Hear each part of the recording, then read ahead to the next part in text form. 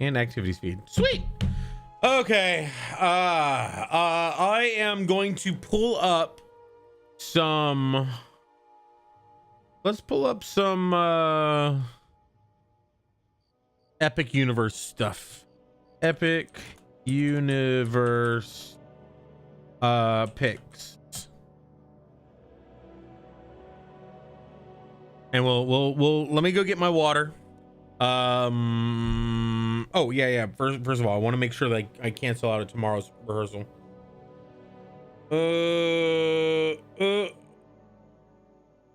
Let's see.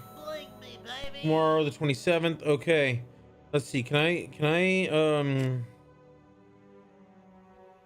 I unregister for this? I registered for it. How do I unregister for it? Agenda, additional information. We ask that you make every attempt to avoid cancellations within 24 hours. Ooh. Withdraw. Okay, cool. Yes, I want to withdraw. You've been withdrawn. Okay, cool. That was for tomorrow. Okay, so I still have another one on Friday that I'm gonna go to, but tomorrow I'm taking off because I broke my knee. Of course, Merrick. Hey, yeah, well, thanks for undigitized scrap. Got you. We'll get you. Hey, Weeburger, how you doing? It was meant to be a ride operator. Yeah. So what ride did you operate? Was it a coaster? Was it a what kind of ride are we talking? And Weeburger's good to see you, my friend. How you doing? Digi at we. Oh, damn it! Is mine not gonna work? Okay, good. Hi, Mr. Jordan. Oh my god. Weeburger only got the one. Okay. Weeburger, he almost got lucky. Oh man. But yeah, I'm gonna go and get some water, and we'll be right back. Let's turn on the thing. I can still walk, but like I don't want to be walking all that much. I don't want to be standing, and I definitely am not doing any levers. Sorry. Of course. Damn. You were a coaster and one of the spiny ones. Six Flags spiny ones. I'm trying to remember what a spiny one is. But a coaster operator, yeah. I mean, there's a lot of things you got to be thinking about and watching for on a coaster operator, as a coaster operator, because especially if you're the one, if you're one of the people who's in charge of dispatching, because the dispatch area can be dangerous. Let's turn on the little fan, dude, because it's hot in here. Ow. Ah.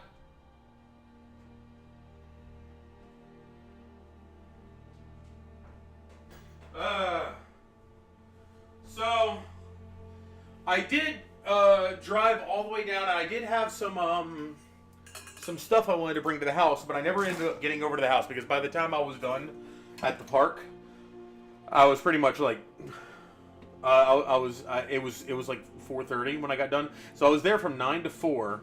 And we were walking around, and we sat a few times, but we were walking around pretty much the whole time. And it was interesting. I've got 2 more days that I'm doing. I've got a technical rehearsal on Friday.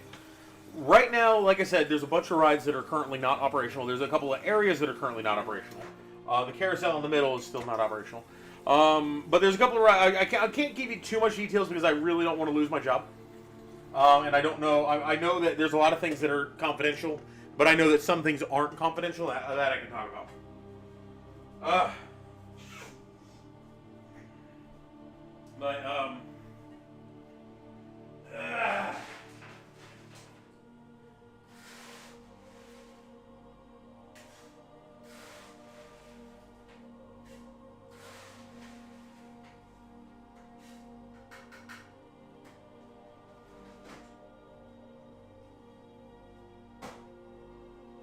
All right.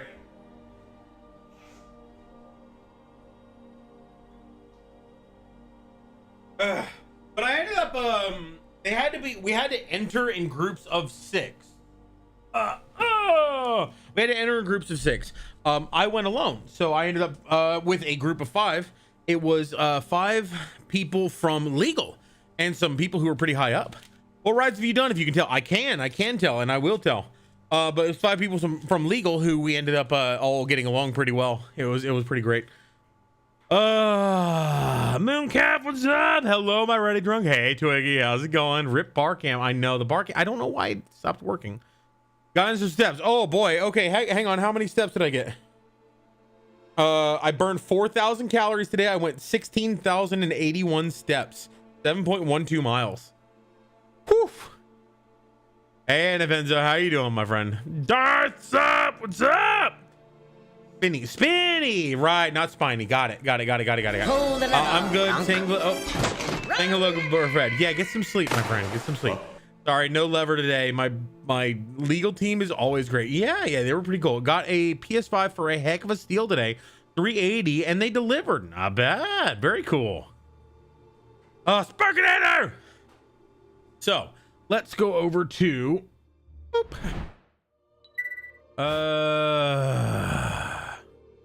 Everything revealed about Celestial Park. So I came in here.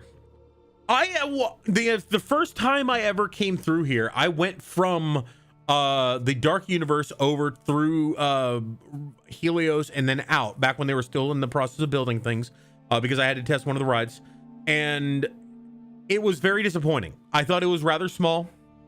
I thought that the land of Dark Universe was really small, which I still think it kind of is. But I understand why. I still don't like it. I think that they could have made it bigger or more spacious. Same thing with Nintendo World. Nintendo World was not available today, just because it's still they're like walking through the park. There are a bunch of lights and speakers and stuff like that are not up yet. They're just on the ground next to their podium. There's a bunch of things that are still not working. There's still a crane out in front of Helios. You missed 100% of shots you don't take. Oh no. Damn, 2 times in a row. Twiggy was so close. You got 57. You need 61. You need 61 to win. Also, wait, am I missing YouTube? No, okay, no one's in there yet. Helios. So there's still a bunch of stuff going on with those areas. I'm glad that I canceled out of tomorrow's, because I'm not ready for another day like this tomorrow. I'll have another one on Friday. Steve, hey, it's great to see you. How are you doing? I am tired. I just came back from Epic Universe. Did I hear gambling at his oh my gosh. Spend it wisely, aka gambling. Okay. So we ate at 2 of the restaurants and 1 of the kiosks. We had a drink at the Burning Blade. We went and I checked out the steakhouse. It wasn't operational. They didn't have any food just yet. DM sent my high school team's robot 3 days before comp. How was it? Wait, what? I'm great. I'm glad to hear you're doing well. I'm glad to hear you're doing well, Steven. Yeah, so I went to Epic Universe. So how was it? How was the food? The food was not as good as I think it should have been. And this is something that we all reported this. We all put, like, we were given surveys to do. Because the whole point is it's a technical rehearsal. This is a share. Quick question. Okay, what's up? This was intended to test out the systems and make sure that everything is working for everything that we needed to. Does Adam have access to the new drive? I didn't give him the code, the same as I gave to you guys. If you guys want to give him the same information, you can, and I'll give him the code, the security check.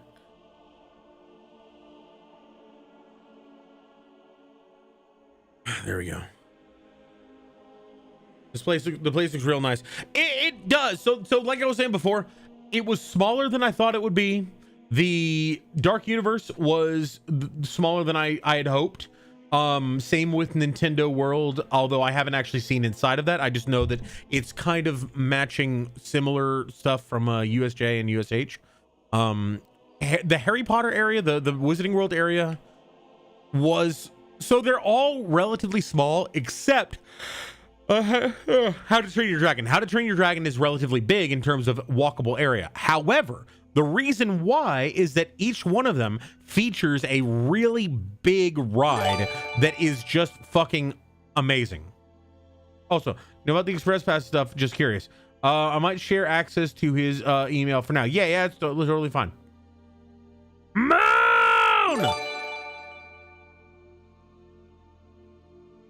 Thank you. Appreciate you. What are you doing? Also, as a side note, screw the ones I have. Okay, if you like, I appreciate. I do appreciate it. I want to make it clear that I do appreciate it. I just know that there are people out there who they feel like the only way that they can express love is by giving people money, donations, and stuff like that. And I want you to know that you being here is a huge amount of support. If you want to go over and above, and if it doesn't hurt you financially, then I appreciate it. I really do. It does help me to be able to pay my editors. Actually, you know, some of my editors actually get a percentage of what I get from Twitch. So anytime you send me something, it is helping them. I still feel bad because I know that there's some people out there who they give and they give and they give to the detriment of themselves, and it hurts them in the future. So drunk 2 weeks. I don't. Also, I enjoy how drunk you were. Danger, what's up? Okay, so I want to finish what I was saying earlier, where I have 2 more days that I'm going before they actually have the previews for everybody. I've got another technical rehearsal on Friday. I had one tomorrow. I canceled it because I busted up my knee today. So I want to give myself a day to like cool off, and then I'll deal with it tomorrow. Friday I'm going again, and then next Friday I'm going as a preview day. This is before like the actual I can bring people in days. And I already am booked out with those, sadly. I thought I was going to be able to bring anyone in. Unfortunately, they are being very restrictive over it for understandable reasons, where they basically I can only bring in 2 people, and my parents have already my mom and my stepdad have already claimed those slots. So I also got this shiny orange band that gave me access to the park for the day. But those are the 2 days I'll be there. I'll give you a rundown of what my day was like today. So in the morning at 9:15, after breaking my leg, we went through the line and went through the process of downloading the new app. There's a new Universal app with the Epic Universe stuff in it. We got all that downloaded, got our ticket. We got little mock tickets and everything. And then once we put those on there, I went through the entryway. The entryway was basically like what we're trying to make our ticket systems over at the other parks, where once you tie your ticket to your identity, like they take a picture of you, you can just use your face for everything. So like when you go to get a locker, it'll take you can take a picture of you, and that will open your locker. It will identify you and open your locker. You don't have to take your ticket on anymore. You don't have to keep track of it. You can't lose it and lose your stuff.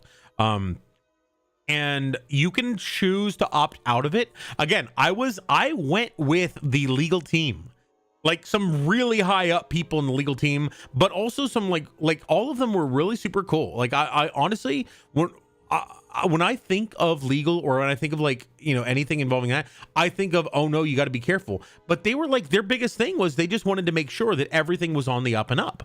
Every you know, they were marking things that were like, if we're walking along and there's like a light jutting out or something, they were like, okay, we have to let the tech know that this is going to be a hazard for people. It's going to hurt people.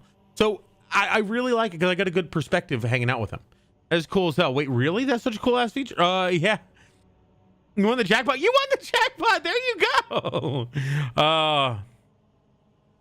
So Also, Drunk, how many people can you bring in with you for the preview? So unfortunately, I was just talking about that when they, hey Chris, it's good to see you, man. When we do have the preview, unfortunately they're only giving me essentially 2 tickets to bring in my family. Like, I thought I was going to be able to come in and bring in friends and family from across, you know, anyone who came and visited.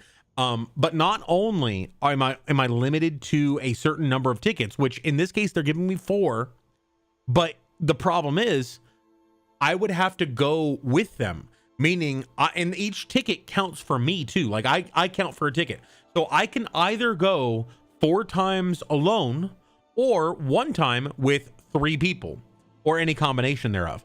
So right now I won't, the only way that I would be able to get people in, the maximum number of people I can get in multiple trips is 2, because I would have to go with each one. So that's 2. You count for a ticket. I know that's what we all said. It is what it is. I know. I agree. But yeah, it's good to see you, Chris. I'm glad you got the so Twiggy has been filling up the, I would say, you know, give Twiggy a shout out. Twiggy has been filling up the scrap heap for this whole time. So that's part of your winnings right there. Yep. Shout out for Twiggy. We love Twiggy.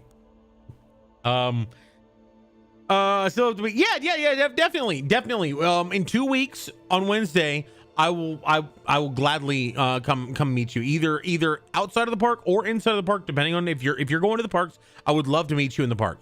If you can't go to the park or you don't want to go to the park, that's totally fine. We'll figure it. We'll find a way. Life we'll find a way.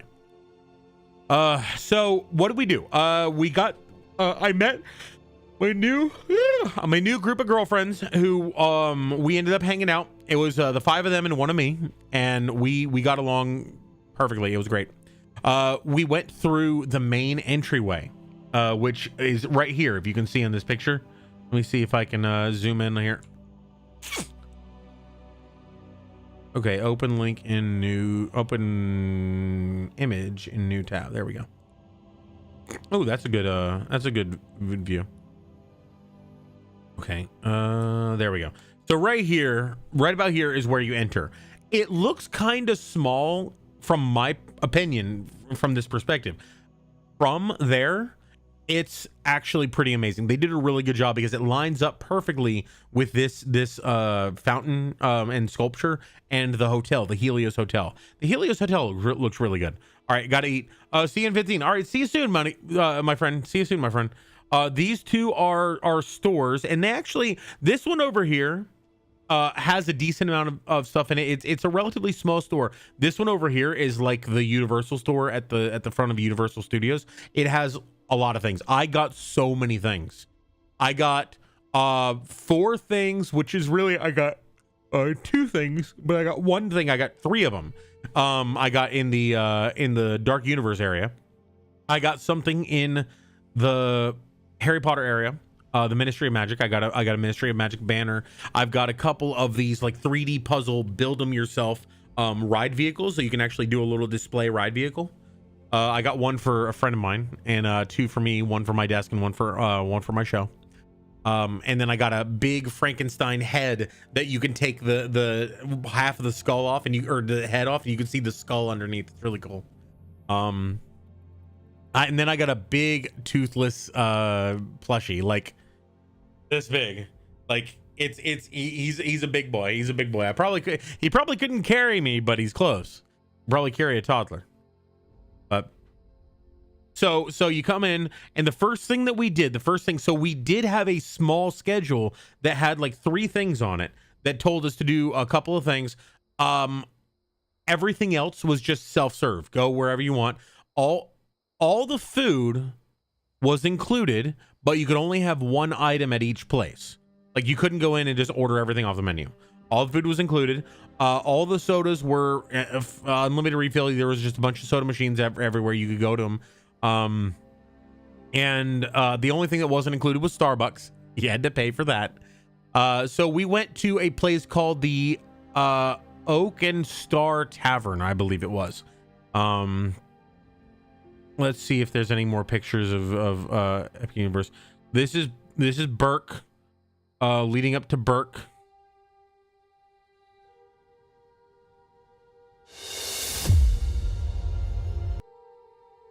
Excuse me?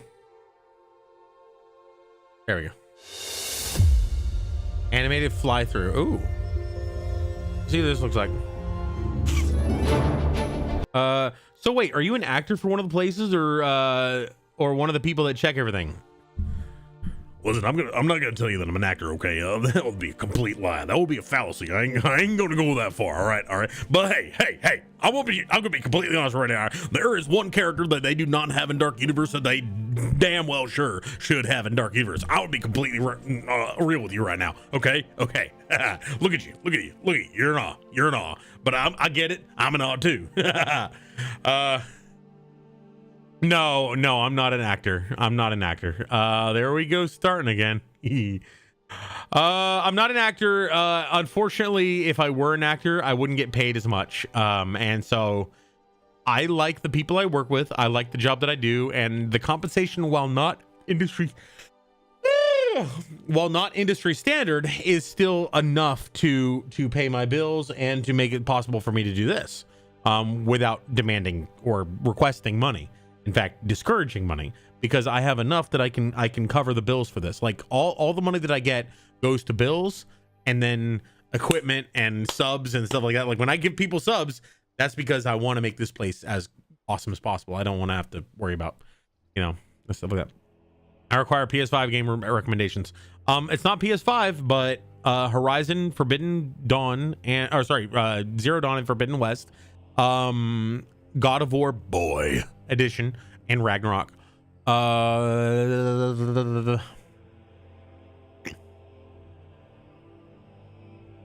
Horizon's awesome. I don't know what else is good with I guess Monster Hunter Wild, Marvel Rivals, Horizon Zero West, Horizon Forbidden Dawn, Bloodborne. Hey, Aridono. Yeah. One of the only games I platinumed is the original Horizon. Really nice. But so here, let's do this fly through. Wait, what? Hang on. Matt. Yeah, Matt Harris. Welcome to the party. Wait. Yeah, we're still aiming for tomorrow, right? Yeah, it's gonna be good. I haven't played Wukong yet. I've heard it's amazing. Matt Ayers, welcome to the party. How are you doing? You were playing Marvel Rivals. What were you doing on Marvel Rivals? Can't wait for tomorrow. I know. Tomorrow is going to be interesting because I will have just gotten back from Epic Universe for the second time. So today, I just went to the technical rehearsal for Epic Universe. And to answer your question, Choosy Rose, I actually am not either one of those. I'm a simulation engineer. The only reason I got to go today is because everybody in Universal can sign up for technical rehearsals. They need people to check things. But yeah, Matt Ayers, welcome to the party. Thank you so much for the raid. I got good news. Indeed will be awesome. Yes! That's awesome. So that means the Curious Black Cat, Soretta, Matt Ayers, myself, and the Punhead Wonder will all be playing video games tomorrow. I'm fucking over the moon. That's great. You always count on Spider-Man, Mooncav. Hey, there you go. That would work. Hello, peeps. Oh man, welcome to the party. I'm so excited. Yes. And it doesn't have to go on forever. The fact that we did it, the fact that we have time together is the important part. Guys, yeah, Matt Ayers is awesome, guys. If you haven't already checked him out, please give him some love. And thank you for giving him the scrap. Absolutely deserved. What were you playing? Marvel Rivals. Right. What were you up to in Marvel Rivals? What were you playing? Were you supporting? Were you vanguarding? Or were you dueling? You're over me. Why would I be over? Wait, what? Oh, over the moon. Took me a second. Hold on. Wait, hold on. What you peeps talking about? Aridonos came from Matt Ayers. That makes me so happy. One of the things that makes me the happiest is to see people that I recognize from the community that I've established here in other people's streams or coming in from other raids, because it tells me that this community and those communities are connected. We have a web, we have a network of degenerates and mad peoples and mad Halcyons over with the Chris area, and Pun University students over in the Pun. We got all of these crazy, lovely, and amazing people just branching out to all these different communities, and it makes me so happy, because there's some people who would see it in the short term. They would say, oh no, the people who support me are supporting other people. That's bad for... No, it's great, because we're building something bigger than us. And it's awesome. I mean, I thought raiding here will be awesome. I saw you talk about Universal Epic Universe. Seems so interesting. Def, we're coming. Thank you. Today I got back to stream after like 2 weeks breaks. Had 4 finals. Wow. Wow, a whole week of 4 finals. Jeez. That's crazy. It was punishing. Nice. You were supporting. I love it. That's what I'm talking about, Haru. I'm trying to read and listen at the same time. I'm sorry. I'll read them out. I'll read them out. I'm gonna go donate to Eris. Yes, get him. Get him. See, this is what I'm talking about. If you want to support someone, I'm all for it. But there's a lot of people out there who could use the support a little more than me. I get all the support I need through the time, okay? You can take your crazy rule breaking to other people's channels and boost them up. But no, like I said, I do appreciate it. I just want you to know that. I just don't want you to... Anyway, games were fun. Also had a ton of fun playing Detroit Becoming Human. Oh, cool. I've never played that, but I've seen a lot of people who like it. It is crazy how good the game is. Never seen or got spoiled. So good. Ooh. Curious Black Cat was also supporting. Badass. Yes, we ran into Curious Black Cat. Me and Zaretta were playing Collaptor Day a couple of weeks ago, and we ran into Curious Black Cat. We got our asses kicked. It was great. I guess this era is safe.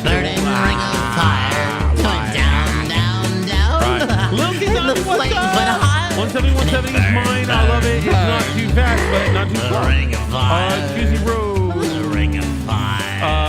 Also, for anyone that plays Marvel Rivals and console, what's a good sensitivity? Oh, I'm terrible, so I couldn't tell you. Actually, Drunk Rat, I know you because one day Aru found me, came in from one of my streams. At the end, he said I can make a recommendation. Oh, cool. Yeah, guys, no, seriously, Matt Ayres is absolutely fucking dope. Like, awesome person, amazing community. I met so many cool friends from him, and I highly recommend you give him some love. Like, he hasn't streamed in a little bit. He's coming back. Now's the time. Now's the time to follow if you can. Wink, wink, nudge, nudge. And I am also like, I'm sort of on a weird kind of schedule because I'm still moving over to the new house. I'm still trying to stream as much as I can, but I also want to make sure that I wasn't supposed to stream today, but I really wanted to go. Oh my God, Moon! I fell into a burning ring of fire, going down, down, down. Call me crazy. Call me the crazy. flames went higher, and it Thank you, Little Zombie, for the fake ring of fire. Ring of fire. Love seeing my peeps, other friends' streams. Yes. I feel like it's something that as you go, when you start, it's really easy to get into this mindset of, oh no, it's me against the world. As you go on, you learn how to branch out. You learn how to see it as for more of a larger scale community rather than just an individual community, you know? I figured it out, take my money. Haha, you got him. Drunky, me and a few gentlemen are going to be testing perks later. Anything specific you want? I think just the ones that we initially tested, make sure they're still the way they are. Junker Queen ones, which I think we already established that they still are the same way, except for now you get a bigger buff. You get more health, because you hit more people. Hold the lever, punk.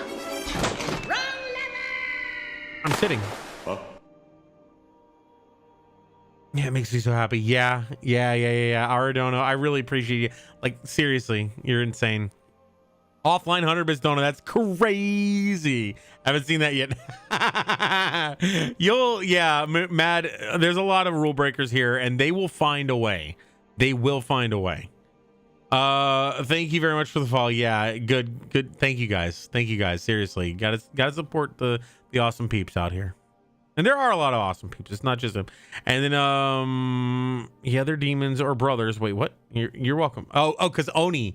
Doesn't Oni, like Oni-chan is like brother, but Oni is a demon? Like, does Oni mean demon and brother? Like, what does that mean?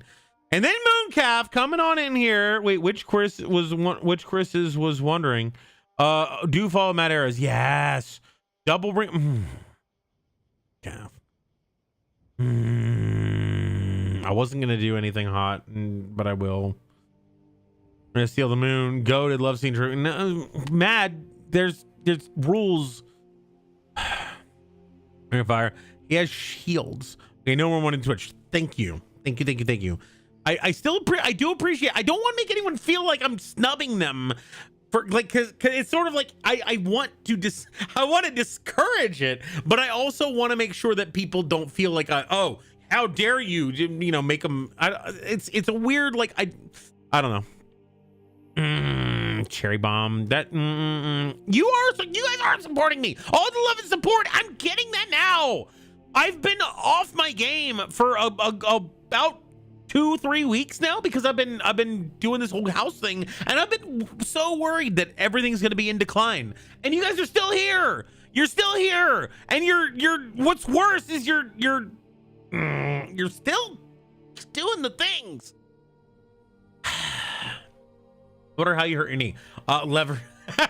Someone pull the lever in the morning. Just wait till I get. I see that, Jerry. Wasn't me. I know, Chris. Right for the first time, man. I am like you. I do I am like you. I do this thing for fun, bringing people together. Yep. If I wanted to focus and expand like a job, YouTube would be the way. 100%. Yeah, agreed. Which is why I am still on YouTube. I'm streaming on YouTube. I just know that it's not quite as big of a hit. Give you another. I gave you another. Got him. Just have good people in your orbit and kick bad faith players out. I actually don't get Oni is demon. Oni is brother. Oh, so the only difference between demon and brother is I. And the difference between demon and brother. There we go. As for a newfound cover. Oh, Cherry Mom. Just you saying that is the support. Ow. You saying that is the support. It is. Okay. Sure, I watch, dude. Every other community feels like it's just not as personal.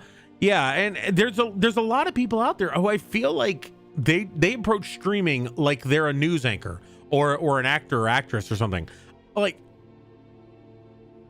you're not that important, It's like everybody feels so self-important. I'm like, I just want to be one of the friends, we're all hanging out, we're all playing games. There's no, I'm not on a pedestal. I'm not gonna uplift you guys on the pedestal. We're all just chilling out, Insane. Yeah. I know I have to go get some hot stuff. Not about streaming on YouTube, about creating vids and content and stuff. That's what I mean. Right. I get you. And I do want to grow the community, and that's why I do put out big vids and content on YouTube. But I'll be honest, the amount of cost that goes into doing that, if you want to do it at scale, is super fucking high. Like, I'm talking multiple thousands of dollars a month, and it's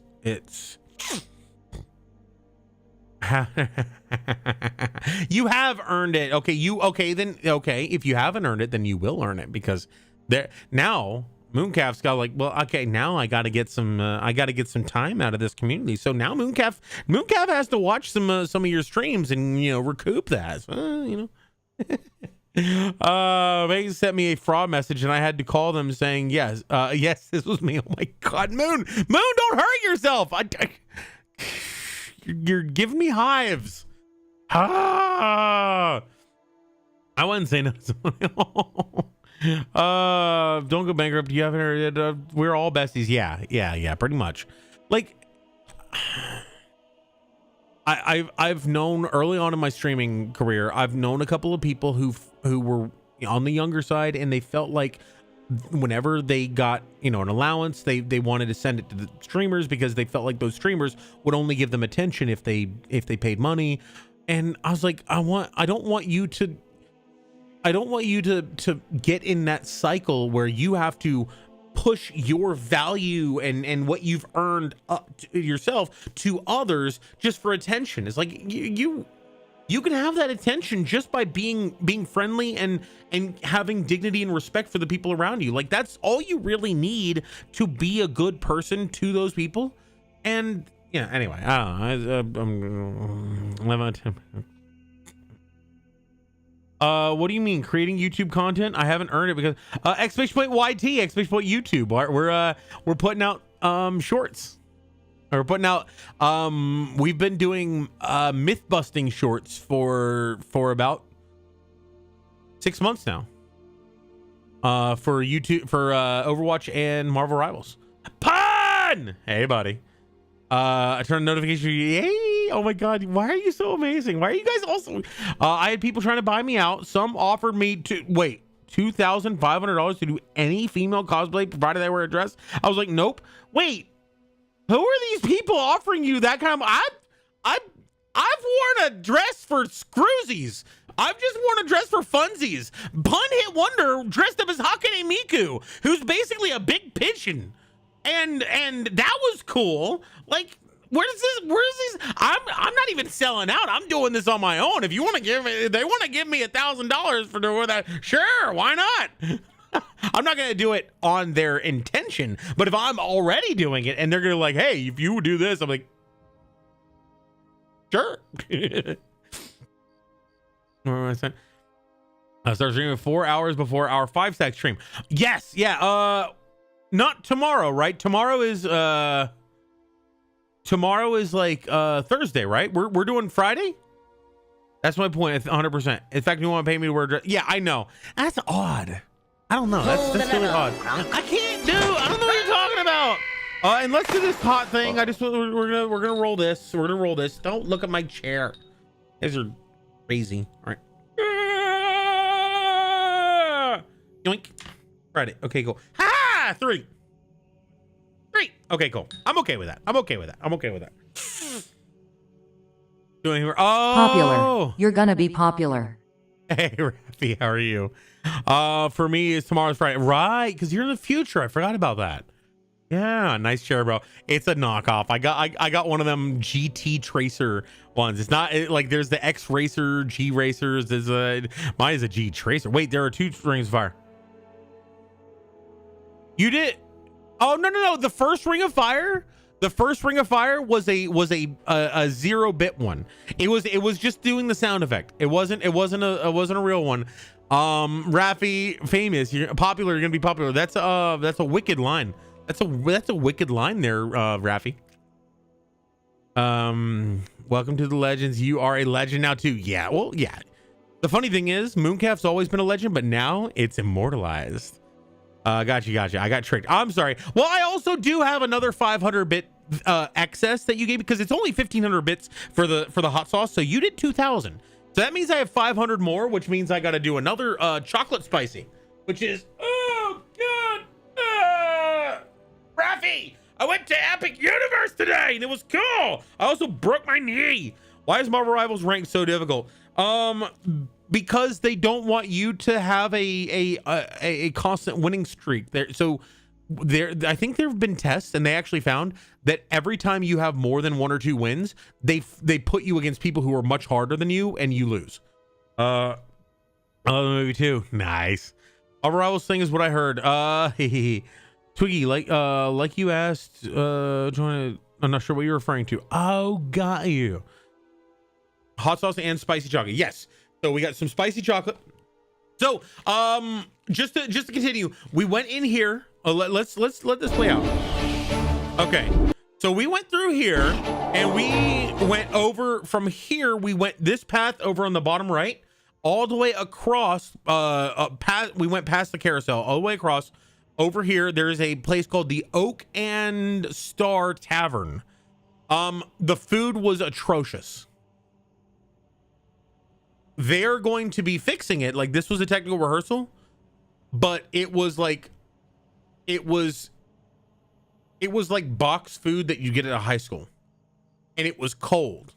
Now, we all complained. We all did a survey, and we all complained because the whole point of a rehearsal is so that they get feedback and they fix their processes. What's Epic Universe? You're joking, right? You're joking, right? Man. Much harder than you. I can see what you did there. Ow.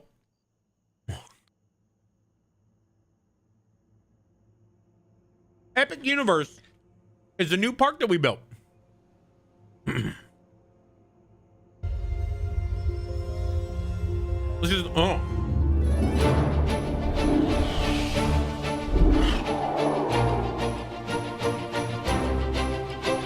I get it. Okay.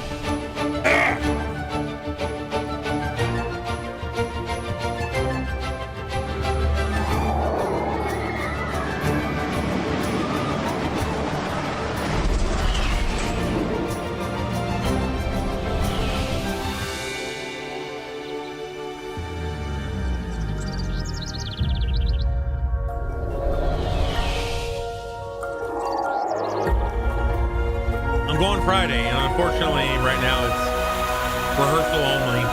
They're not. You have to be a team member, and I have to be on the clock. Darkling Girl, what's up? This wasn't working when I went. They're still working on this one.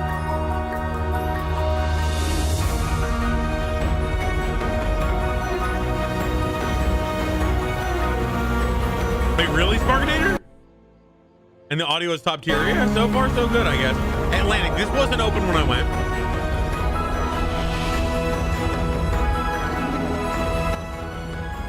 Nintendo World was also not open when I went. The Nintendo World shop, though. This shop right here, I went in there. I actually got a Luigi Squishmallow. Whisper, whisper, whisper. Oh, you can't hear me. I know. Okay, so sorry, I tried to turn it down a little bit because it was really fucking loud. The carousel was not active today, and neither was a Nintendo World. They're both still undergoing some work. Basically, you still have to wear a hard hat and steel-toed boots in order to go in them, and they didn't want people to have to wear PPE or personal protective equipment in order to experience them for their rehearsal. Weather's looking good. Lionheart, welcome to the party. How are you? I'm so sorry, Lionheart. Lionheart spoke up 8 minutes ago, and I just noticed. I'm sorry, my friend. I'm gonna cry, Dark White. Wait, what did Dark Link Girl do? Gamble? You lost. No. Oh, this is looking good today. Okay. You won. Not bad. On Friday, 5 of the small stream. Yeah. Twiggy. You said, Matters. What are you and Drunk Ratty talking about? Yeah. We're gonna be hanging out. Me, Matt Aris, Zaretta, Curious Black Cat, and the Pundit Wonder are all gonna be hanging out, playing some games for like 2 to 4 hours, depending on how long it works. 5-second Overwatch is gonna be good. I'm excited. I'm really excited. We're going Friday, but you what? I'm free Friday. I know. I'm sorry. So I'm actually gonna be going. So I went today and I broke my leg, and by that I mean I fell and twisted my knee sideways. It was just absolutely wonderful. It was a great experience. I didn't realize I count as a streamer, right? I think you are, yeah. But this is a specific. We've been putting this together for a while. And I know you're joking, but we've been putting this together for a while. So, planning phase and all that stuff. Oh God, hang on. I gotta. I've been moving stuff and lots of dust. So my brain.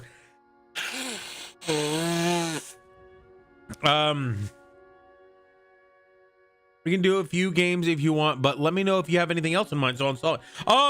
I think just Overwatch and maybe Rivals, but Overwatch is probably just the easiest one to do. Alex, you okay? Good to know for the future. Oh yeah, what happened with Dark Link Girl? I didn't realize it was a cooldown for the whole chat. Oh, sorry. Oh no, you're fine. It's a very short cooldown. It's only 15 seconds. Read chat fast enough to listen at the same time. Yeah, no worries. Sorry. I stole the gamble. You're good. Come on, everyone has a right to gamble. Okay, that came out wrong. Don't gamble, it's bad for you. Fuck. Everyone has a right to use the commands. There we go. Yeah, my leg. I know. Again, basically, I did the same stupid thing. The first time I tried to get out of my car in the dark and I couldn't see the curb, so I fell and rolled forward and skinned my knee. This time I had jeans on, so I didn't skin anything, but I still like twisted my knee to the side. If you can bring someone sometime, I know. And so there's four things where I can go. One is today, which I already went. It was a rehearsal. 2 is this Friday, which is also a rehearsal. I can't take pictures. If I take pictures or take video or anything like that, I can get fired. So I'm not going to be doing that. It's not worth it. It's not worth the risk. As much as I love you guys, I don't want to get fired just to take a picture, you know? Next, I'm also going next Friday. Next Friday is a preview. It's not a rehearsal, it's a preview, which means I might actually be able to take some pictures. However, I still can't bring anybody. I can only get myself in. And then in question mark time frame, I can eventually bring people, but it's already booked. My mom and my stepdad already have the dibs on the passes. If I was to donate $15, why would you do this? Could I get 15 scraps so I can get a battle pass? No, don't buy scrap. That's not the point. Scrap is your time, not money. Yeah, obviously you're joking because $15 you could get the battle pass either way. I just cringed for you. Yeah, it was a bleh time. That's fair, Christ. I'm sorry. I wish I could. I've been promising people for months that I would get them into the park, and then they come out with this rule that says like, in order to bring people in the park, you have 4 tickets to bring people in. I'm like, oh, okay. Well, at least I can bring 4 people in. They were like, you count as a ticket. I was like, wait, what? So basically, I can either bring me and 3 others, or I can bring me 4 times alone. Which means that the maximum amount of people I can have is 3 at one time. Or if I go multiple times, the maximum amount of time I can do is 2 people. One time and 1 the next time. Can I use DigiScrap for a battle pass? No, you can only you can convert DigiScrap into scrap and then use it for the battle pass. Yeah, it's a 5 to 1 ratio for DigiScrap to scrap. I can only see the Peter Griffin meme where it's that was kind of like it. Well, it wasn't for that long, but it was for probably about 10 seconds or so. I basically was on the ground. I initially rolled up to my side. I was like, you know what, fuck it, and I just laid back down. There were like 80 people who saw me wipe out. It was great. And I just got up. I like after I got up, my knee was sore, but I could still like stand on my other foot. Well, how do I do that? Look in the things that you can buy with DigiScrap. There should be an item called Undigify. If you have more than 50,000 DigiScrap, you can do Undigify Max. That'll do 50,000 at once. Or if you do just Undigify, it'll Undigify 5,000 at once. Wait, but if you dress up as conjoined twins or a horse, it could be the head and the butt. Honestly, I can't see a flaw to that plan. We should try that. If you can't come and join, I need to find somebody who's going to try that with me. That would be fantastic. And then also we don't even have to have they don't even have to be a team member, right? They don't even have to be a team member. Because they're not going to check the butt. Why would they check the horse's butt? If the horse is a team member, you're fine. Our shoulders wear a huge coat. Again, same deal. Only the person at the top needs to actually be a team member, right? All right, let me Mr. Jordan, if you're there, I got this one. I don't want to accidentally do this twice. It's Raffy. 3,000 scrap. Beautiful. You can catapult them. Nice. Drunky! What's up? You did it 3 times, right?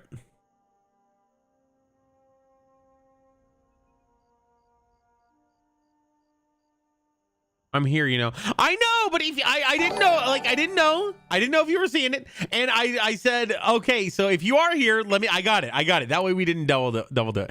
Artist Capital, Drunky, what's up? What did I do? Also, Geesh, how you doing? Epic Universe looking pretty epic. It is. So I will say, while I still think Dark Universe, Ministry, or not Ministry, Fantastic Beast World or whatever, it's Paris. Paris and Nintendo World are relatively small. The rides that they contain are fucking epic. The Frankenstein ride was amazing. The Monsters Unchained is called. The Ministry of Magic ride. I didn't go on the Ministry of Magic ride. I do know what it looks like, and it is pretty baller. However, I toured through the building. Jesus fucking Christ, that building is enormous. When you get into the courtyard of the Ministry, holy shit. There's an animatronic in there that I'm not going to talk about. I'm not going to tell you what it is because I don't want to get fired. There's an animatronic in there that is goddamn adorable and amazing and hilarious. There is a portrait in the Paris area that I don't know how they do it. I don't know if it's AI or if there's a real person doing it. I had a conversation with a portrait and it was entertaining as fuck, and they called me Drunk Rat. They asked me, "What's your name?" I said, "My name is Drunk Rat." They said, "I'm sorry." I said, "Drunk Rat." And they said, "Oh, hello, Drunk Rat." I was like, I just got called Drunk Rat by a painting. It was amazing. It was amazing. Oh my God. The Goblin of the Church go. The Goblin might have been the animatronic I was talking about. Geesh, thank you so much for the sub. You don't have to do that, but thank you. I appreciate you. Twiggy, damn, congrats. Wait, hang on. Woo, yeah. Ow! You got it! Well done! Nice job. The scrap heap had 1,164 scrap in it. Not bad. Not bad at all. Nice. If only it was 14 more. Oh, well, stop. Don't gamble so much. Like you did. I don't want you to lose it.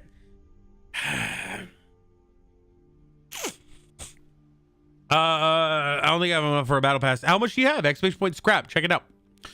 But so we ate in the Oak and Star Tavern, which let's keep this going, fly through going.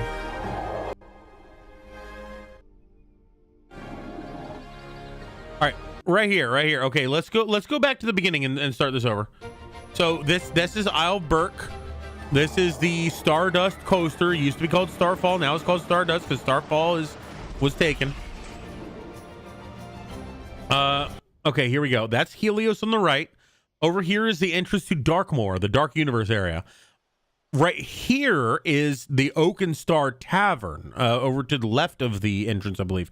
Or in the dragon, the Blue Dragon Pan-Asian cuisine is over here. So the Blue Dragon and the Atlantic are like our upscale restaurants.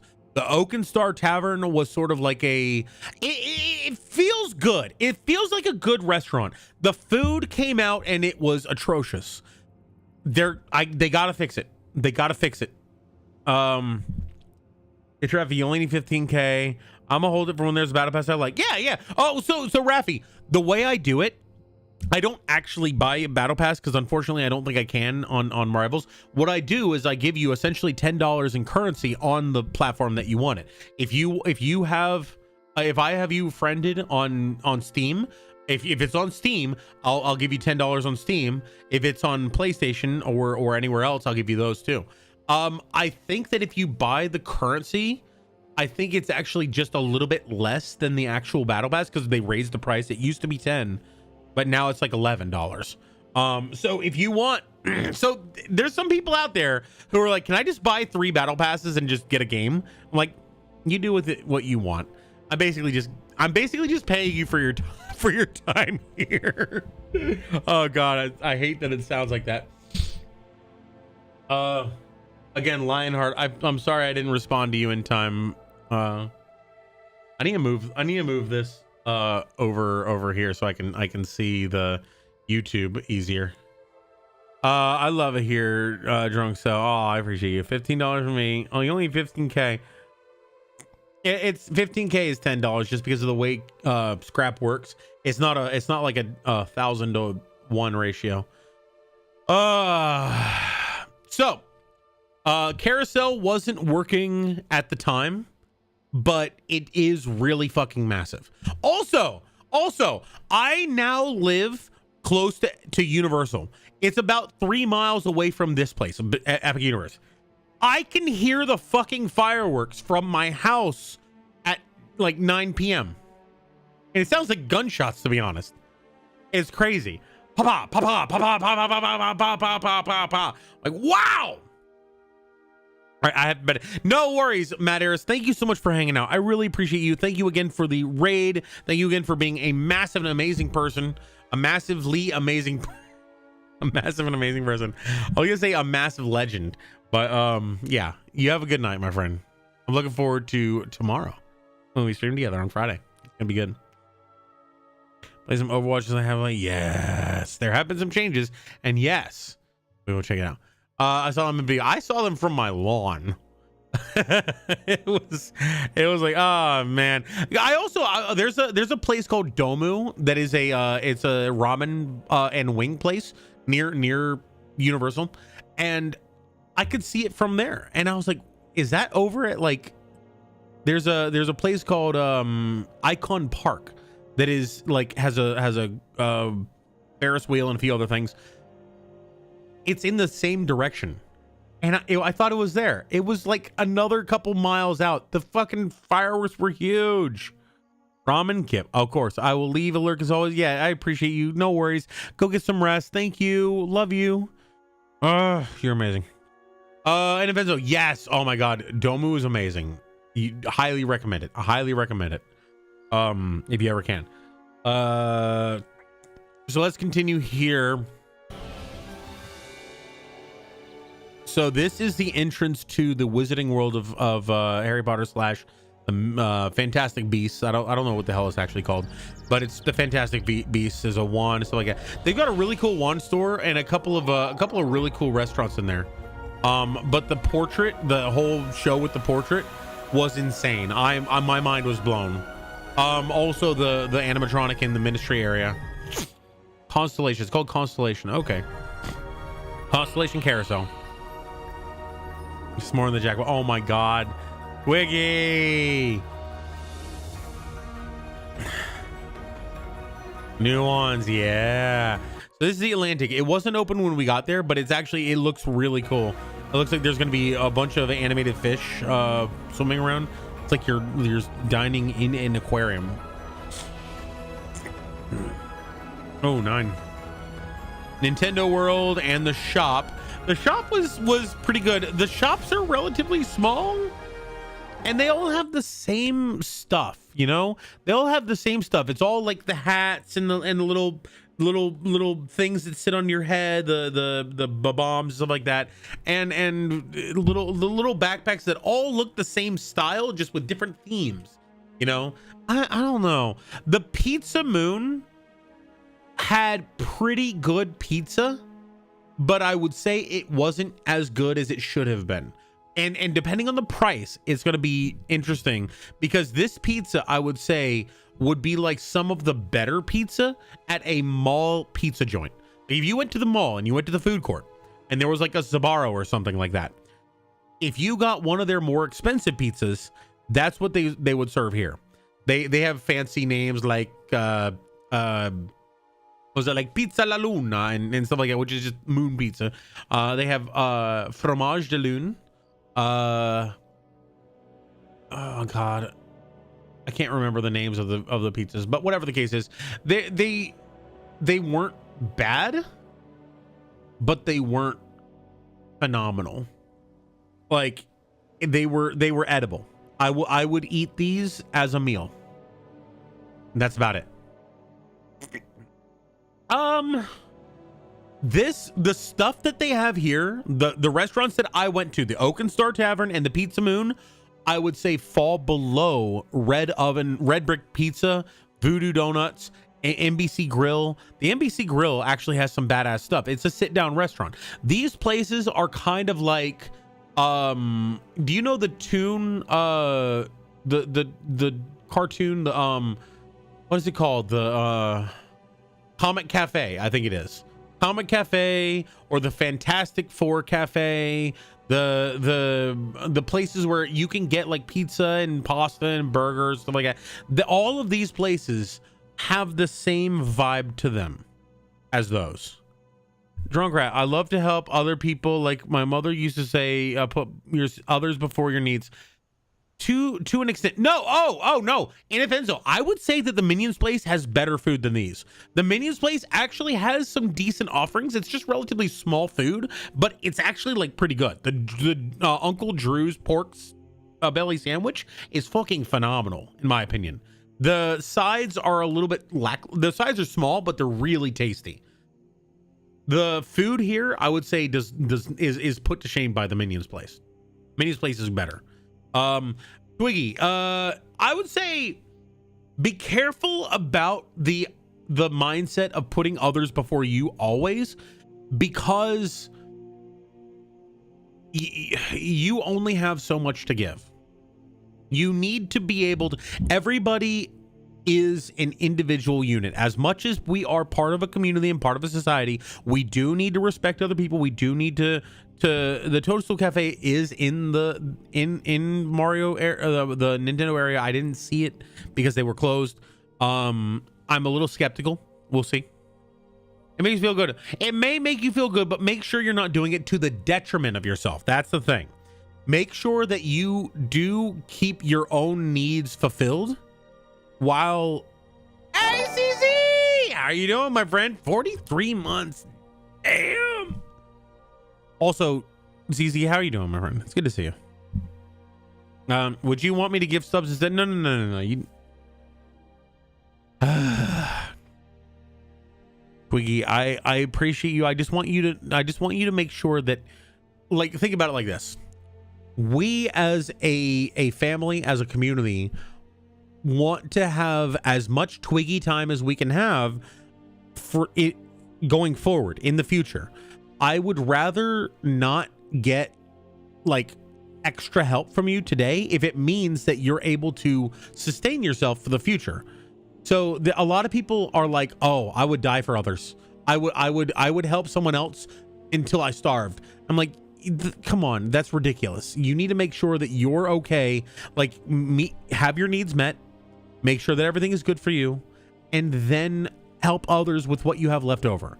Make sure that your needs are met so that you can survive, and then help other people. I know it makes you feel good, but you need to make sure that you can continue helping other people. Because think about it like this. If you help somebody so much that it hurts you now, and you in the future then cannot help other people, there are people in the future who you haven't met yet who need your help, who will need your help, but you won't be there to help them if you burn yourself out now, you know? And offense, I don't even say that. Don't even say that.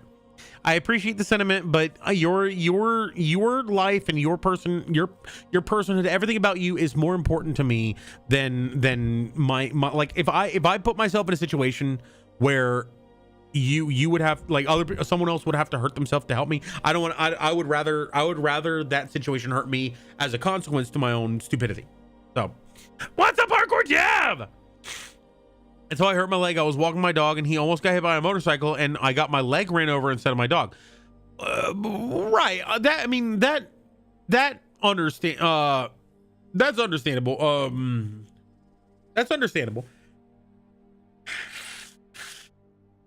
Because a dog and your dog, your pet, is your responsibility, and that's different than other people. Like if somebody else, let's say somebody was playing in the street and a car was coming after them, or not after them, a car was coming at them, didn't see him, and I'm not talking about a kid, I'm talking about like a grown-ass adult. They're just screwing around, dancing in the street, cars coming down the road. If you run and jump and push them out of the way and you get hit by the car instead, I'm going to be honest with you, that you shouldn't have done that. I'm going to be honest with you. Do what you can to help them. Don't put yourself in harm's way to help someone else, especially if they were the one who put themselves in the situation. If somebody cannot help themselves, if somebody is like a baby or a child or a pet or someone else, yes, try to help them if you can. But be careful about sacrificing yourself to help other people, because the world loses a very, very strong light if it loses you. Be careful. Pizza Moon. So it has the whole pizza in the eye of the moon thing. Shot the moon. It has that reference. Again, I would say that the inside of this place, one of the things that I really like that they did, one of the things I will give them a huge ton of props for, they have a bunch of soda machines at all the places. They have like 5 or 6 soda machines at every major food place. Huge W for Universal. Way to go. Way to go. That's always the linchpin. There's a bunch of places in Universal and Islands of Adventure where there's like one or even two machines. It's like, okay, there's going to be a line there forever. Sure. I try to be as reasonable as possible. I do want things to be ideally good, but I try to be as realistic as possible as well. I'm gonna be honest with you guys and try to to tell you that sometimes the world isn't perfect, and you have to be able to deal with that. You have to be able to live with that. Peace moon. So yeah, the huge W, lots of machines. The food was okay here. It wasn't amazing. I don't think we went to any like fancy service places. They only had so there's like fast food plus. So fast food or takeaway is like you walk up, get your food and go. It's like kiosk. A kiosk has fast food. Ironically, we went to one kiosk that had food. It was the best food that we had all day. Oddly enough. But so takeaway food is one thing. Sit down food is like, it's not like a full service restaurant, but sit down. The sit down places were mall quality,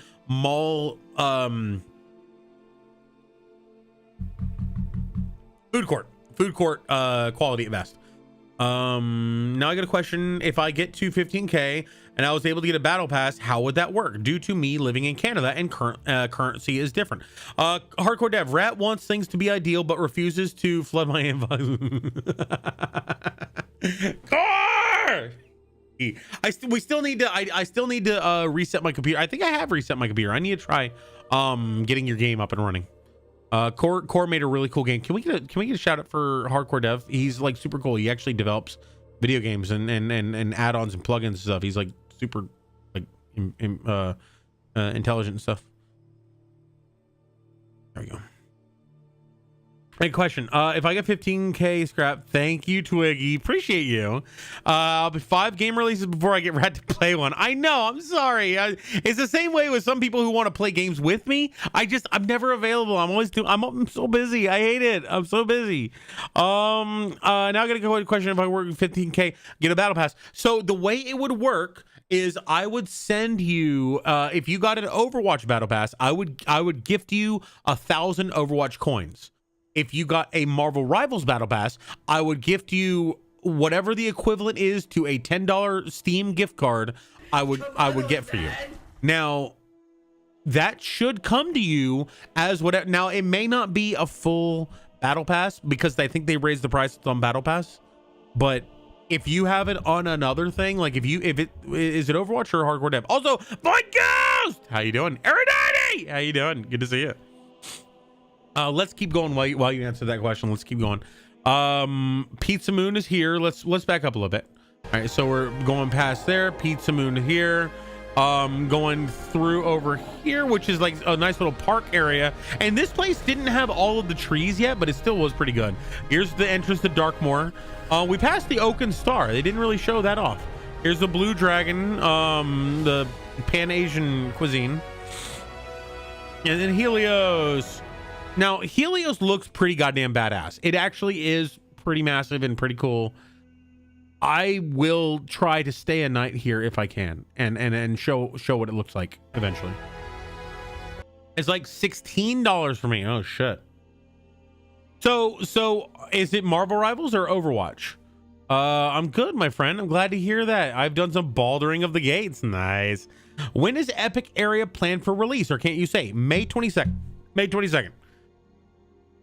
So if I send you a $10 gift card, it should come through as more than $10 because Canadian and USD are different. But it still probably won't be a full 16. I'm staying at Helios for opening week. Badass! That's going to be awesome, man. I'm excited. I'll have to come visit. Oh, nice. I will be in Florida around November. Ah, yeah. Yes. Okay. We need to get you some tickets too. We need to get you some tickets here. I will be honest with you guys. They are not only are they not gonna let us get tickets for friends to this place, for like the first year. They're not going to let us in this place for like the first year. We're going to have to buy a ticket like everybody else. There ain't no way they're letting team members go in for free because they need to make money. They spent so much money building this goddamn park. So I think I see some fireworks getting shot up. There we go. Opening 2025. Yeah, May 22nd was when it's fully coming out. So yeah, we'll figure it out, Togi. We'll figure it out. But I think it may be a misnomer. Unfortunately, I'm sending you the equivalent of $10, which is the equivalent of a battle pass for Overwatch, but apparently not for Rivals. Constellation Carousel, Stardust Racers. We didn't get to ride this. They had closed it by the time we got to it, but I've had several friends who rode this extensively, like 6 or 7 times back to back. Universal needing hand.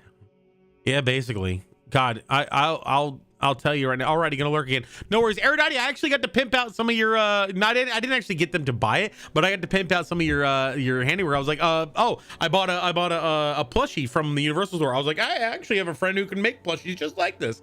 And some of the people I was with were like, oh, cool. Can I tell you? And I gave them your name. I think one of them wrote it down. Your stream name. I think one of them wrote it down, but I don't think I don't know how far it's gonna go.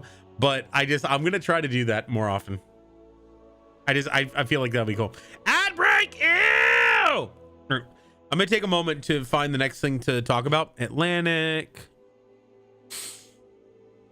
2 visually breathtaking restaurants. Though I recommend staying at tuned for more dining options. Blue Dragon Pan Asian. Where to shop? Where to stay? Okay, this has got to be old. They don't have all of the information. Yeah, this was January 30th last year. Jesus Christ. Okay, let's photography assets for Epic Universe update. Let's see, can I do more tools? There we go. Anytime last month. I just open this up. Will this work? I love ease. All right, cool. So you can actually see some of the things here. 5 immersive worlds, 1 park, 1 amazing theme park opens May 22nd. I'm gonna also go get the hot sauce for Mooncalf.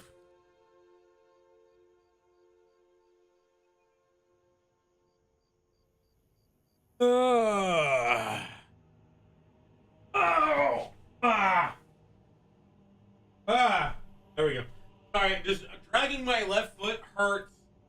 Shouldn't do it. It's like when I'm standing on it, fine, but when I sit down, I get sore.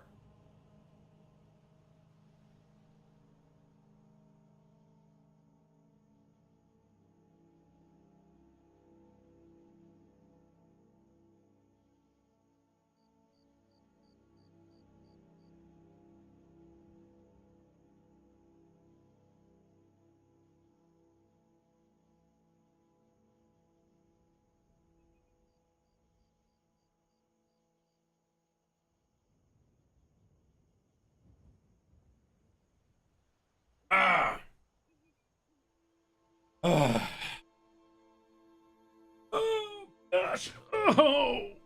Yeah. I'm an old man. Okay. I got a hot sauce. It's a 3. It's a 3. Oh.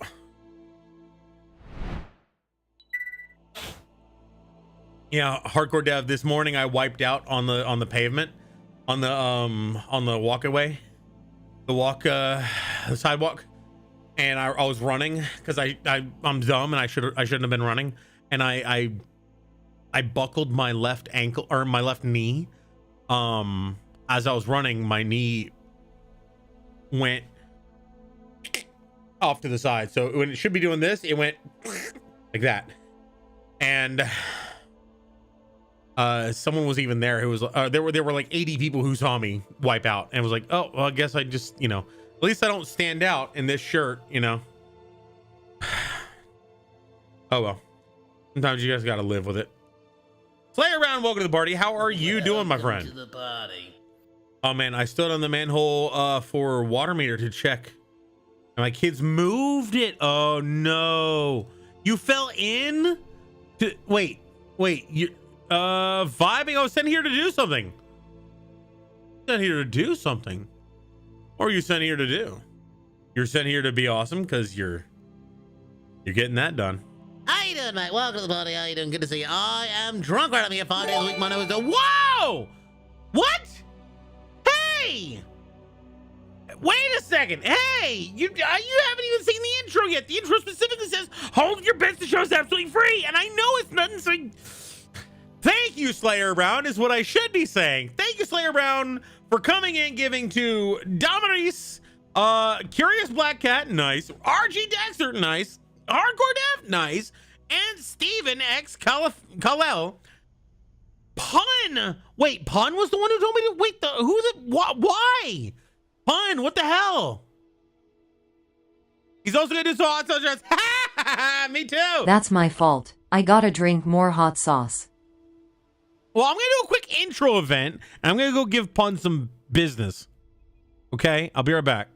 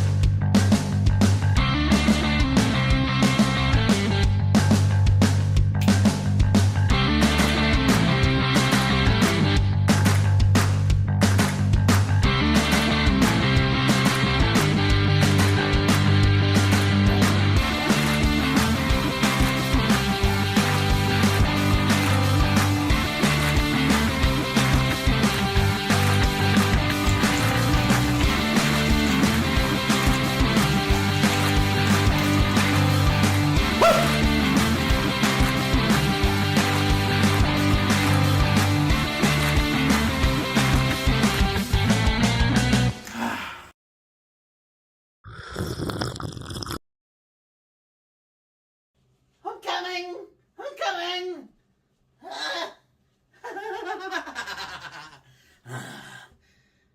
Are you ready to start a party?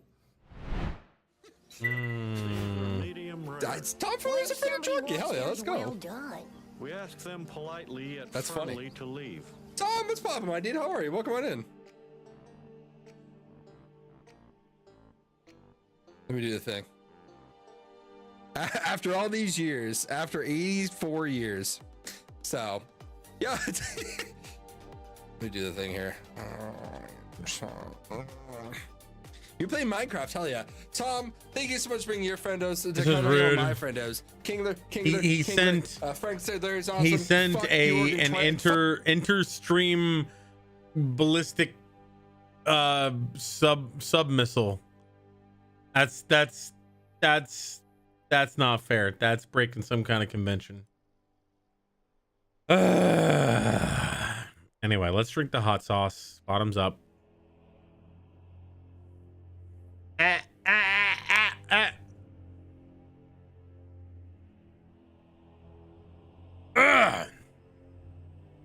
This is 3. 4 is probably the highest I would go for like flavor.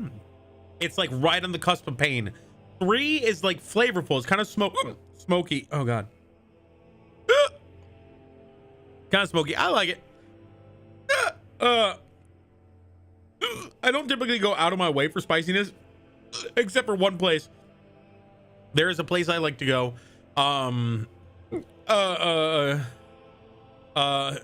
Mexican restaurant that has some cheese dip. That the cheese dip is good, but it's a little mild. It's basically just melted cheese. So adding a kick of their hot sauce to it really does give it a good is it my humble abode? No, Chipotle I would say does have sometimes some hot stuff, but they don't have it anymore. Like the brisket is no longer available. Also, Rafi, I don't know if you knew, but I'm moving. I'm moving closer to Universal. So it's I still will have the place here, but I won't live here anymore. So I'm not gonna be able to. I'm still gonna visit every now and again, but I'm probably not gonna be able to visit as much as I did. Practically live there. Universal, yeah, basically. Honestly, I'm gonna live so close to my job that I could walk there, and that to me is huge because like I spend 15% of my battery every time I drive there, so it takes me like a week of driving. I have to recharge. And if I lived there, I could just plug in at my house, and that I wouldn't have to worry about it as much, and that'd be nice. I don't know. I also can build out my own streamer room, so I can actually make it to my dimensions and everything. Right now, this is actually the master bedroom of my apartment is my streamer room. Where I sleep is one of the small bedrooms. It's like one of the extra side ones. So, but is this dude not even subbed to Pun? He's not subbed to Pun. I'm gonna give him a sub. Following since February 22nd. That was like 4 days ago. Jeez. Anyway, let's see what some of the stuff that they got here going on. That's not how that works. No. Thanks. Yo, a floating island in Minecraft sounds kind of fire. That sounds kind of cool. Interesting. I like that. I mean, my schedule will change soon. I'm getting promoted. Yo, badass Rafi, deserved. Also, Slayer, if you need someone to hang out in voice chat, Fell's Discord. Very deserved. Very deserved. I'm glad to hear that. Like, aren't you already like shift manager? What does that mean? Are you going up to like general manager? How does that work? Where's the next one? If you don't mind me asking, I don't want to pry. Okay, so let's go through these real quick. Where did I go? So we went to the Oak and Star Tavern first. I got a traditional southern breakfast or whatever. There was a traditional southern breakfast, a chorizo breakfast, a sausage, gravy, biscuits and gravy, and mango bread, which the mango bread was pretty good, but it was kind of cold and it was supposed to be hot. Everything else was like ice cold. Okay, not ice cold. It was just cool. It was not warm at all. Like it wasn't even above room temperature. And it was just not pleasant. The bacon was tasty. But it was not warm, which made it very unpleasant. The eggs looked like McDonald's eggs. Like they just looked like they came out of a little press. Next is service manager. Okay. What does that mean? Oh, okay, sir. What's the difference? What I don't mean that they are not different. I would like to understand what that means. And also, is this a pay up? A pay up? You fucking deserve it, man. Rafi is like super diligent, like very responsible, very fun. an amazing individual, very fun. Every time I go in there, I'm getting a hug.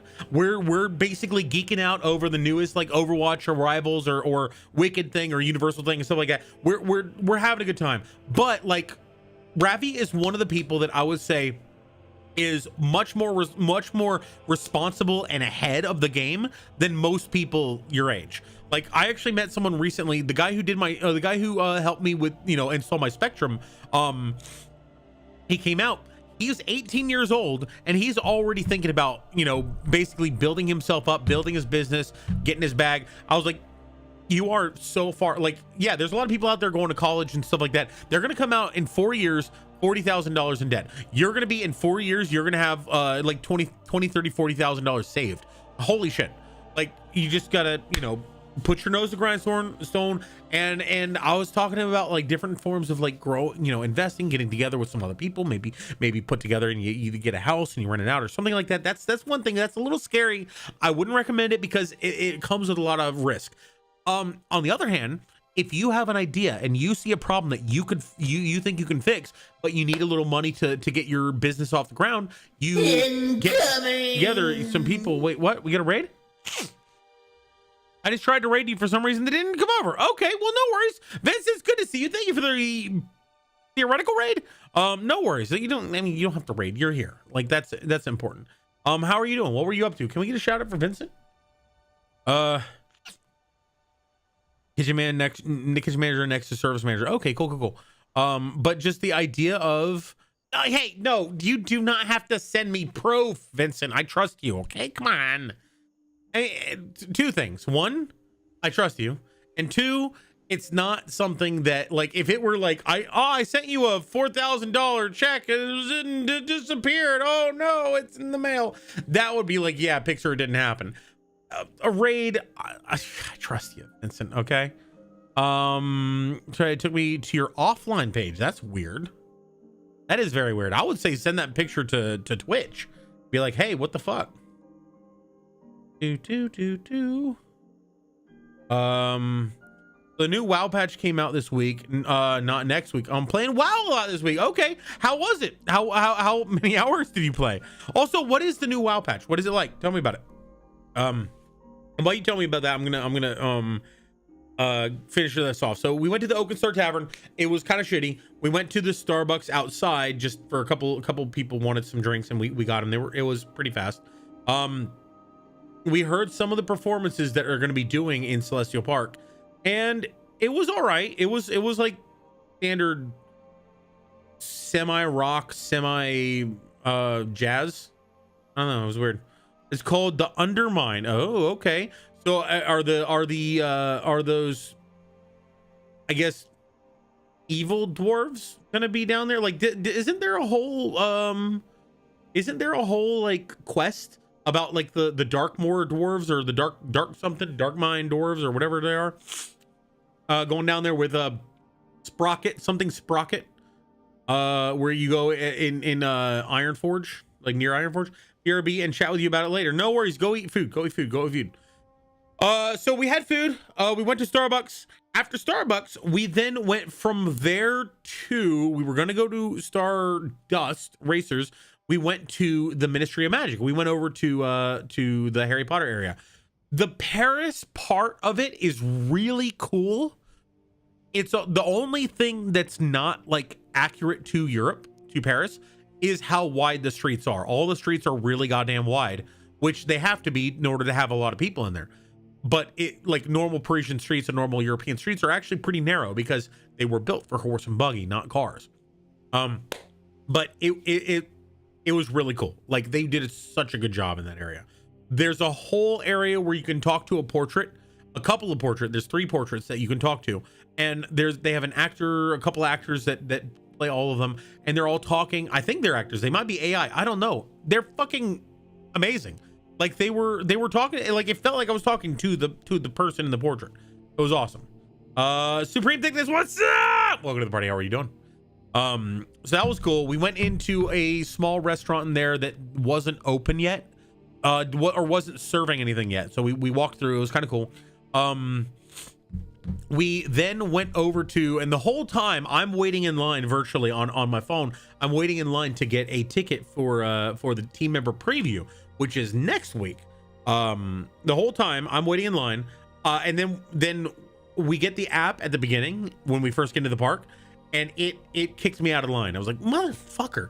And then we get up to the no ride, and they're like, hey, we want to try virtual line. Could you go in here and do this thing? And I'm like, I am 2 minutes out from the end of this virtual line. I am not doing virtual line and your damn thing. So we ended up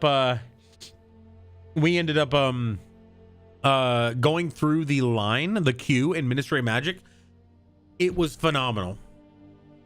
I love the queue, the line in Hogwarts. I love it. I think they did a great job with it. It feels like you're in Hogwarts. This line felt like you were in the Ministry of Magic. I don't know much about those games. I don't know much about those movies or books or whatever. I don't know much about those stories, but I will tell you right now, it was jaw-dropping. It was mind-blowing. The way that you go from Paris to the Ministry of Magic was cool as hell. I'm not going to talk about it because I think it's still confidential. It was cool. When you're in the Ministry of Magic, there's some like animatronics and some talking pictures, stuff like that. Amazing. The ride itself, I didn't get to ride on, but I know what's in there. It's amazing. I'm so proud of that ride, and that whole building is amazing. The area of Paris is pretty damn good. I wish we had more space to deal with, but with what we got, they did such a good job with it. After that, we went over to Darkmoor, which is Dark Universe. The area for that place, I think, could have been better. It could have been a little bit more. There could have been a little bit more, but they devoted a lot of the space to the Frankenstein ride, and that is actually amazing. That is an amazing ride. It's an amazing building. The entire queue for that ride is so good. The entire line for that ride is so good. The actors and actresses who play the characters, so good. Ugh, the voices that they use, so good. Igor's in there. Victoria Frankenstein, the descendant of Victor Frankenstein, the monster, Frankenstein's monster. There's a bunch of other monsters that are in there that she is essentially captured and is using it. It's so goddamn cool. The ride itself, there were a few things where like the animatronics didn't work where they like the way they should. Oh my god, it was so cool. And I can ride it. I can actually ride this ride. Like I got on it and I was pulling down the thing as hard as I could. And the guy was like, Joe, chill, bro. You're good. You're fine. Like, that's awesome. There's a couple of rides that I can't ride, and it's not because of my belly. I thought it would be my belly. It's because my shoulders are too tall or my legs are too tall. Like I'll sit in these rides and the lap bar won't go down with them. I was like, damn it. Okay. But so that ride was amazing. The queue was amazing. We went to the Burning Blade. It's smaller than I wanted it to be. The Burning Blade windmill smaller than it should have been, in my opinion. Let's explore Dark Universe real quick. So this is Dark Universe. Victoria Frankenstein. I thought Van Helsing's descendant was in here too, but I didn't see her. I only saw Victoria Frankenstein. She was using a. She was super like charismatic. Like her personality was very forceful and very, very confident. Like what they did with her animatronic and her personality, the voice actors who worked on her voice, phenomenal. All of it, amazing. Igor was a great mix of creepy and funny. He was hilarious and creepy as fuck. It was great. Big gamble. Okay. Just be careful. Like the more you get up, the more you'll be able to do with it. You can help others. You can get it for yourself. Whatever. However you want to do. We didn't get to go on the Wolfman ride. I can't ride that one, so I'm okay with that. I'm okay with it. There's a lot of really cool there's a lot of really cool stuff in this park. A lot of cool references. There's a restaurant called Das Steakhouse.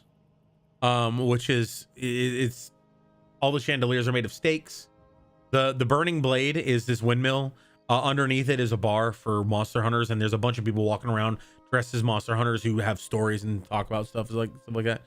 What is this?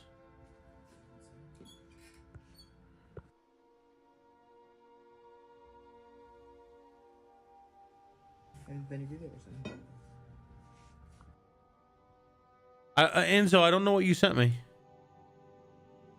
Yes.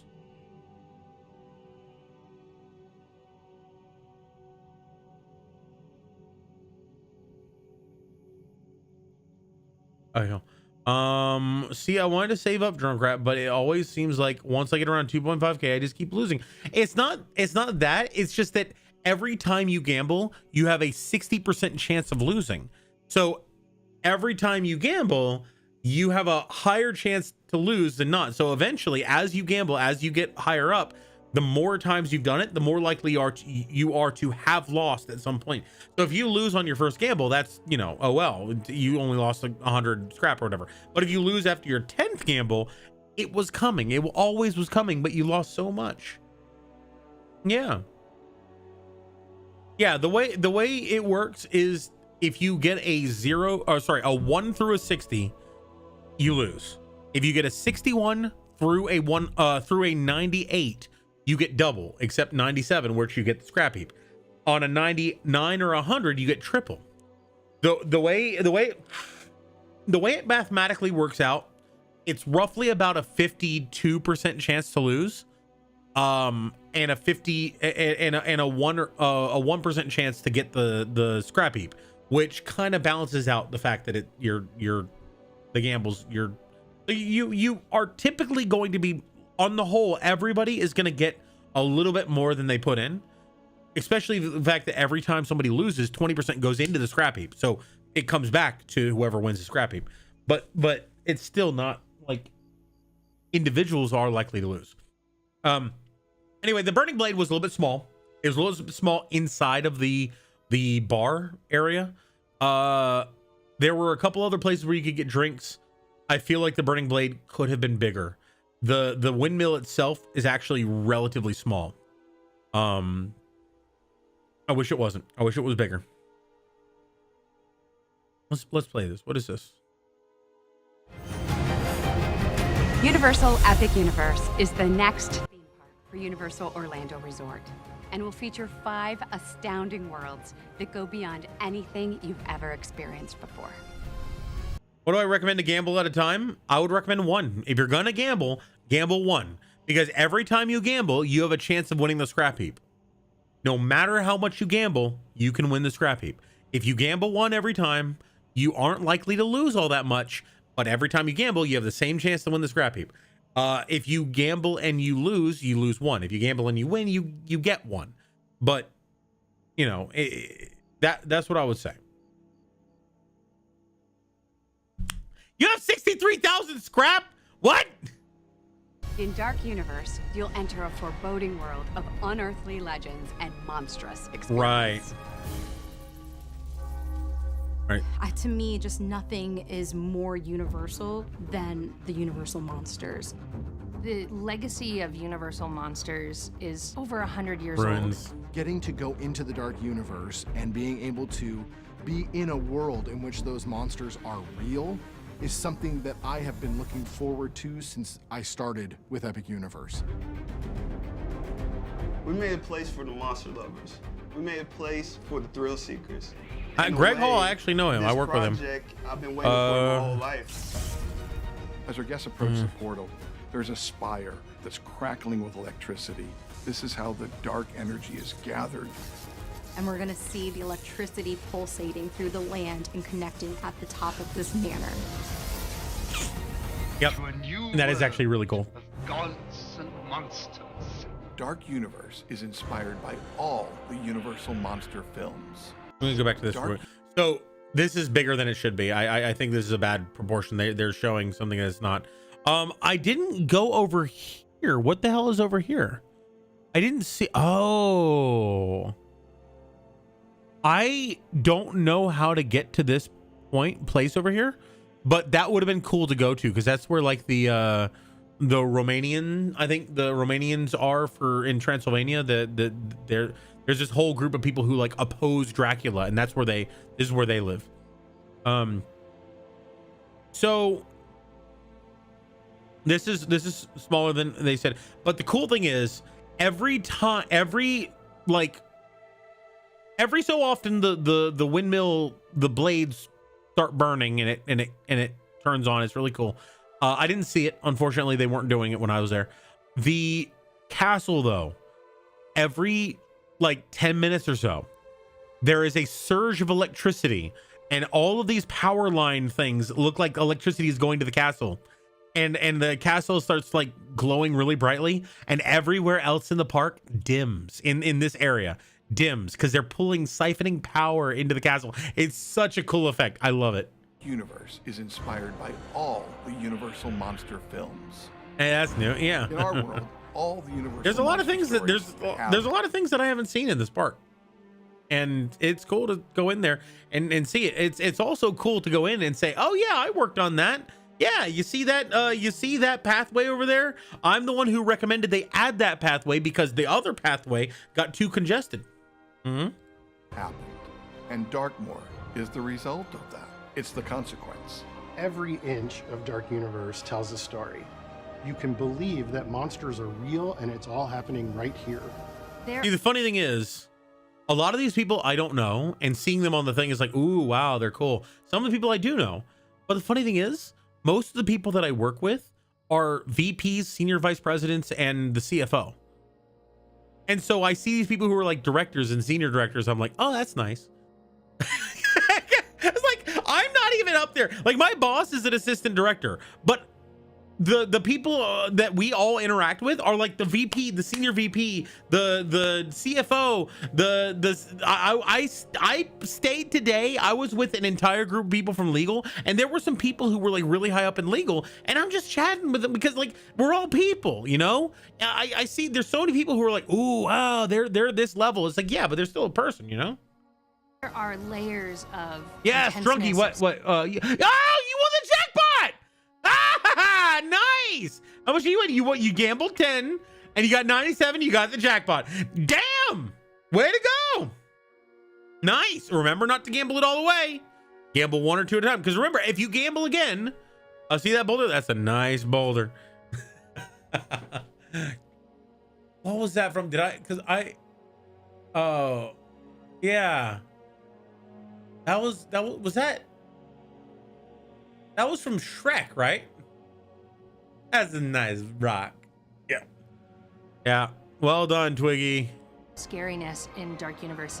We kind of toe that line of being family friendly. Yeah, this is really cool right here. They have people who like tell stories while they're playing the violin. They're like, in the darkness, the Van Helsing pounced upon the Dracula.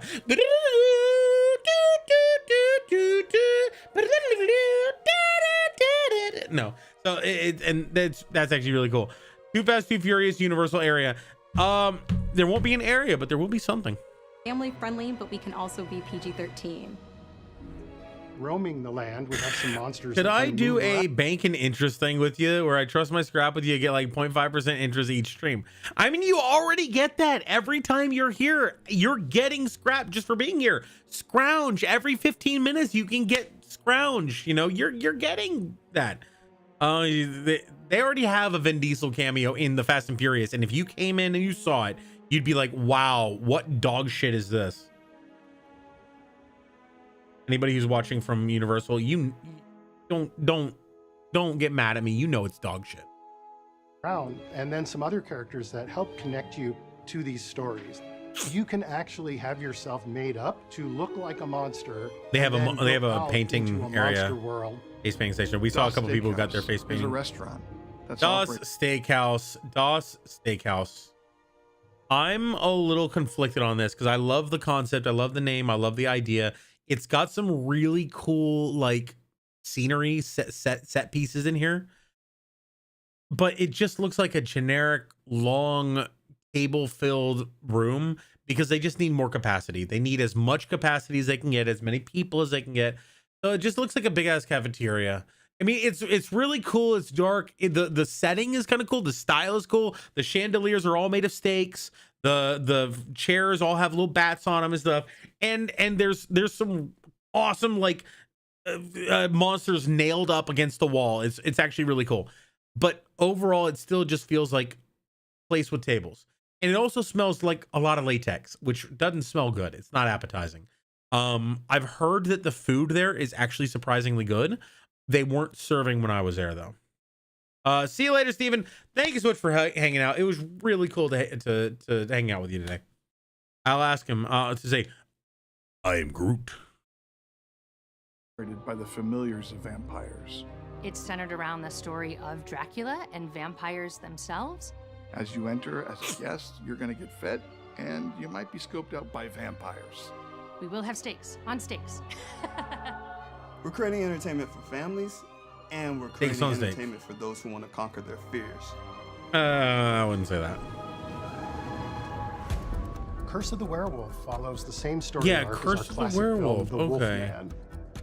Curse of the Werewolf is the one that I can't ride, but like I also was able to escape from the ride when I could ride, when they got it down and I was okay. Like there's actually some tricks to it. Like if you stand and you put the lap bar against you and then you sit as you're putting down the lap bar, you can get it a lot lower than normal. My legs are just too fucking tall to go on a lot of these rides. The lap bar doesn't go down because my legs, my shins are tall off the ground. Now, if I cross my legs and like lean back, it works, but I don't think to do that sometimes.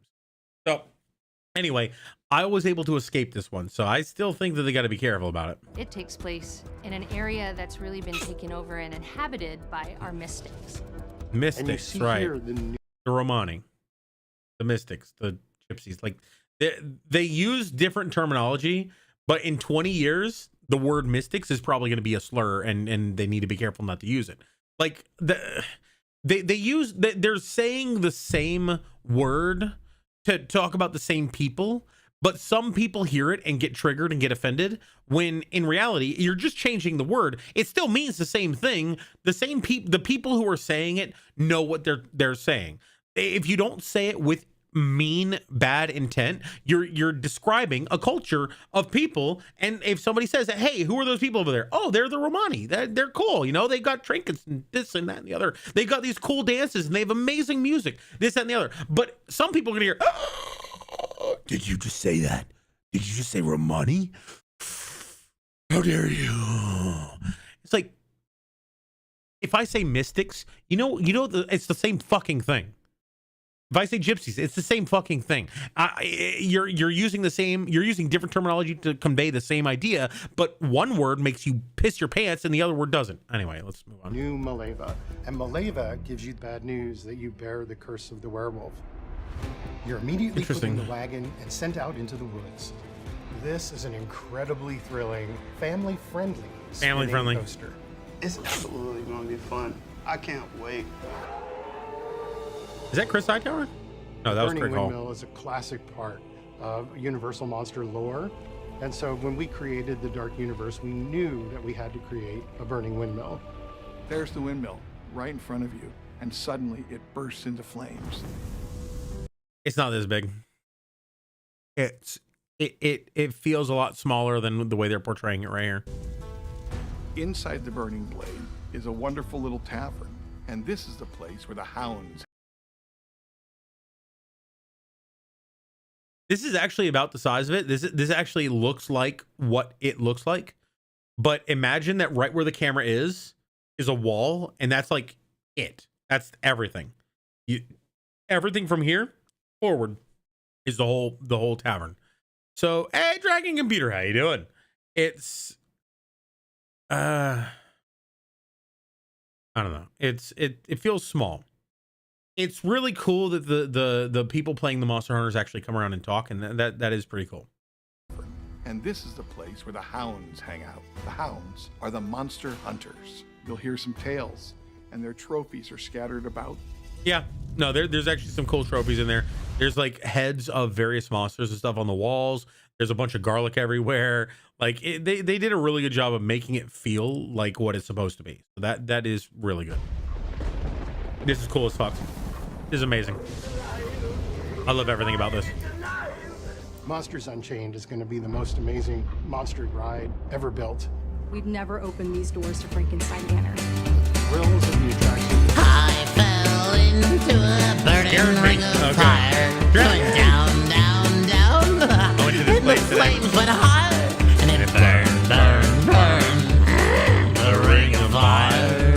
The ring of fire. We'd never open these doors to Frankenstein Manor. Thrills of the attraction, the chance to meet all of our classic monsters in a new and exciting way. Inside Monsters Unchained, the Frankenstein experiment, you're going to see things that defy what you know of as a theme park attraction.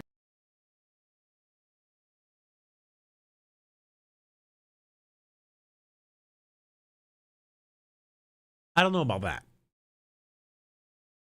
I don't know about that. I don't know about defying what you think. Like this place, I would say this place one-ups the Haunted Mansion. And I don't say that lightly. The Haunted Mansion is probably one of my favorite. It's probably my favorite ride. My favorite theme park ride of any ride. Of any theme park. The Haunted Mansion is probably my favorite. This queue and the actual ride, I feel like does it better. Now, is it a better experience for everybody? No. This ride is a bit violent. And by that I mean if you've ever been on Forbidden Journey or I guess just Forbidden Journey. There's no other ride like it. This ride is a lot more facial than than other rides. Forbidden Journey has a problem with being too violent in the wrong direction, whereas this one is violent in a different direction that people can stand more. And I think they did an amazing job. I think that this ride is peak theme park ride. However, I would be hard pressed to say that it shatters your understanding of what a theme park ride can be. It's really good. It's really goddamn good. I would not say that it redefines theme park rides. So it's just really good within the definition of theme. There's a new resident in Manor, and her name's Victoria Frankenstein. Victoria Frankenstein is the great-great-granddaughter of Henry Frankenstein. Oh, that was We Victor don't know Frankenstein. if Dr. Victoria is good or bad, but she does want to bring good to the name Frankenstein again. Every night inside the manor. I would say that Victoria Frankenstein is similar to Victor Frankenstein. I thought it was Victor Frankenstein, in that they're not good or bad. They are ambitious, and their ambition leads them to do things that society does not deem acceptable. They do it for quote unquote the greater good. Victor von Frankenstein, or Victor von Frankenstein, I don't remember what his name is. Frankenstein, the original Dr. Frankenstein. His whole thing was, I want to defeat death. I want to create life. I want to show that creating life is possible through science. And he basically creates the alpha version of creating life, the first version. But you got to do beta testing, got to do alpha testing, this and the other. He creates the first version. Society catches wind. You're a grave robber. You're desecrating, body parts. And they kill him, or at the very least they hunt him down and force him into exile, and they kill Frankenstein's monster or whatever. So the idea is he was ambitious and scientific, and he pushed further than the bounds of society were willing to accept. Victoria Frankenstein is basically the identical. Her whole goal, her whole motive is, I will bring honor to the Frankenstein name. The world will never see Frankenstein the same after I show what I can do. And her whole deal is she wants to create life in the same way that her great-great-grandfather did. I think they did a great job. Nice job, Twiggy. I think that they did a great job with this ride. She is not a good guy, but I don't think she's a bad guy either. She's not a villain. She deals with villains and bad things, but she is not herself evil. Victoria is conducting these experiments. You can gamble more if you want to. Just remember, if you gamble and you lose a lot more if you gamble more. I mean, if you gamble 100 at a time, you have 1,500 scrap. You can do 15 gambles with 100. But remember, you're more likely to lose than you are to win. You're going to see that she's captured all of the Universal monsters and wanting to control them. Dracula's got other. So she's got the mummy. She's got the swamp thing. She's got the Wolfman. She has the Phantom of the Opera. I didn't see the Invisible Man or Visible Person, whatever. And that sounds kind of silly to say out loud. But I didn't see him. He wasn't in the ride as far as I could tell. But yeah, Frankenstein, Igor, Victoria Frankenstein. I thought the great granddaughter of Van Helsing would also be in there, but I didn't see her. As far as I know, I didn't see her. And maybe she is the great granddaughter of Frankenstein and Van Helsing because she acts like Van Helsing. Victoria Frankenstein basically acts like Van Helsing. She's kicking ass in this thing. So I would say it is a little unrealistic to put a sciencey nerd in the I'm a ninja at the same time mentality. It's kind of like she can do everything, but at the same time she is pretty badass. Like her personality kind of sells it, you know. Plans. Monsters Unchained has the most technologically advanced animated figures that have ever been built. Yeah. They are visceral, they are powerful, they are intense. The queue before this ride has one of the greatest fucking intros that I've ever seen in a ride. The preamble to the ride is unfathomably awesome. And I won't say that it, like, again, it isn't redefining what a ride is, but the preview to the pre-show for this ride is fucking amazing. I really hope that nothing goes wrong with these animatronics, but it was like as lifelike a CG person could be was standing in front of you. It looked like a hologram, but it was real. Like it looked like it was a real person moving. It was a real, animatronic moving around, but it looked like a person. They did so good with this. The technology we are using is cutting edge. We literally use every technology. That's wrong. That's wrong. This is bad. The technology we are using is. Frankenstein's holding. Not only is she holding a torch near Frankenstein, and he's not going, but he's also holding something that's sparking. I guess he can. He's good with electricity. So if it's electricity, it's fine. But if it's just like a piece of dynamite or something, it's just sparking because it's on fire. I'm good. It's cutting edge. We literally use every See, you would have lost a lot more if you gambled more there, Twiggy. We realized we needed to invent new technology. Yeah, there's more stuff. Like Imagine what this animatronic, this sequence right here didn't work for me. When I went through it, he froze up. That was sad. happened in a Monsters ride when this Igor, that's Igor up here. Igor is fucking hilarious. Like they did a good job with him. The Phantom of the Opera was surprisingly scary. Well, like surprisingly good. His section. I've never really had much respect for the Phantom of the Opera relative to the other great things. Same thing with Swamp Thing. Swamp Thing, Phantom of the Opera, I never really had respect for. Wolfman, kinda. I've seen better versions of a werewolf in media. The Curse of the Wolfman, the whole Wolfman thing. I feel like his is also pretty low respect for me. I don't really care about. Frankenstein's cool because of what I've seen him in, and also the fact that he can like deal with electricity. Dracula's fucking badass. Like everybody knows that. Just the way it is. Phantom of the Opera. He's a serial killer who is disfigured. Like I don't see how that's really that special. But they did a pretty good job in this. He's playing an organ and he's super scary. He's creepy. He's great. Touch. You'll literally be able to feel characters breathing. You want to ride? Feel characters breathing. I don't know about that. There's one part where like you get spit on. I don't know about feeling breath. I don't feel like I ever felt like they were close enough to feel them breathing on me. There was nothing big enough or close enough to feel breath. This ride as almost a badge of honor that I can do one of the scariest rides that we've created. I was initially worried that this was going to be super scary. I will say this isn't as scary as Forbidden Journey, because Forbidden Journey has Dementors and Spiders that get right up in your face.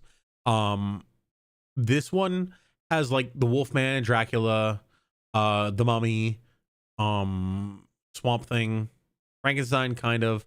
Dracula's Brides, like holy shit, Dracula's Brides are well done in this. Like damn. Phantom of the Opera.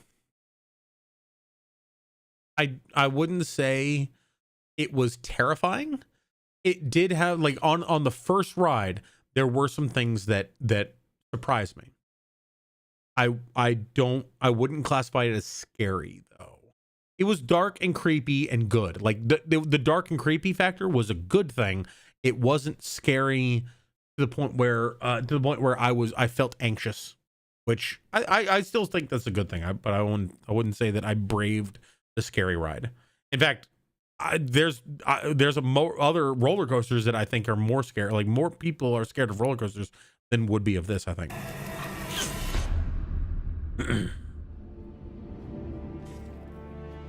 We've created some of the most amazing attractions of all time, and we're raising the bar again. I think this universe is going to make the next generation fall in love with the monsters. To me, Dark Universe is about acceptance. A lot of these monsters, they're the outsiders. Acceptance? Bro, the whole point is that they escape and immediately try to kill you. I don't know what this guy's smoking. They're the ones that are looking for a connection. Dark Universe is for everybody. It's a... No. We're science experiments. We go in there and Frankenstein's like, yes, we need more subjects. Get in. And Igor is like, some of you may not make it. I don't know what this guy's about. It's about acceptance. No, it's fucking not.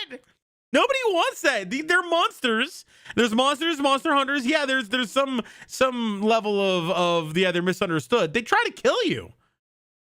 What the fuck is this whole acceptance bullshit? The monsters. To me, Dark Universe is about acceptance. Liar. A lot of these monsters, they're the outsiders. They're the ones that are looking for a connection. They're murderers. They're killers. Sure, they may be understood. I don't fucking care how understood you are if you kill people.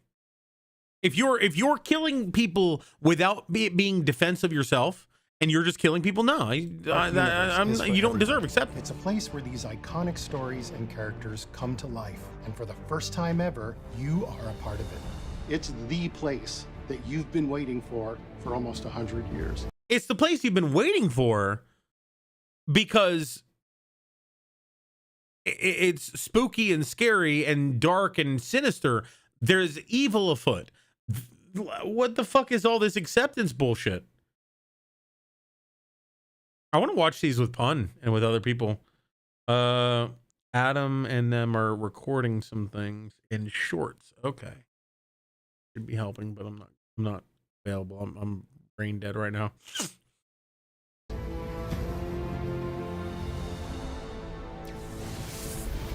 Yeah, who was that? Who was that? Who was that go beyond anything you've ever experienced before.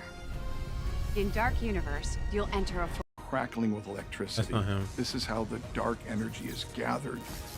And we're gonna see the electricity. Monsters is over 100 years old. Getting to go into the Dark Universe and being able to be in a world in which those monsters are real Yep. is something that That's I not have you. been looking forward to since I started with Epic Universe.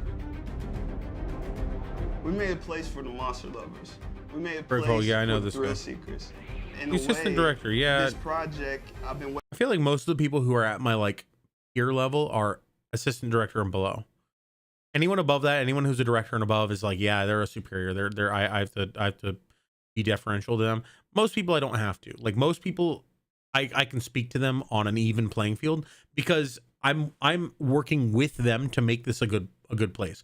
I respect them as a person. I don't necessarily have to like put them on a pedestal. Oh yes sir, no sir. You know, I can talk plain. waiting to for them. my whole life. As our guests approach the Yes, it portal, was. there's a Yeah. spire that's crackling with electricity. This isn't him. This is how the dark energy is Who gathered. is this guy who's a And we're liar? going to see the electricity pulsating through the land and connecting at the top of this manor. Oh, is that the first time? And Maleva gives you bad news that you bear the curse of Takes place in an area that's really made up to Okay, look that's like his the voice. monsters that help connect you to the monsters that kind of move around, and then some other roaming the land. We have some monsters that kind of move around, and then some other characters that help connect you to I didn't these see any of them. stories. This You guy's a can liar. Actually, have yourself. Oh, there he made is. up There he is. There he is. Result of that. It's There the he is. consequence. Every inch. There he is. Peter Castillo. Okay, senior creative director Peter Carcillo. Peter Carcillo, why you telling fibs, man? Why are you doing this? Like the whole roaming monsters thing, yeah, that might have just not been on her rehearsal. But the Dark Universe being all about inclusion and acceptance, fuck off. It's not. It's about, you know, it's about misunderstood creatures.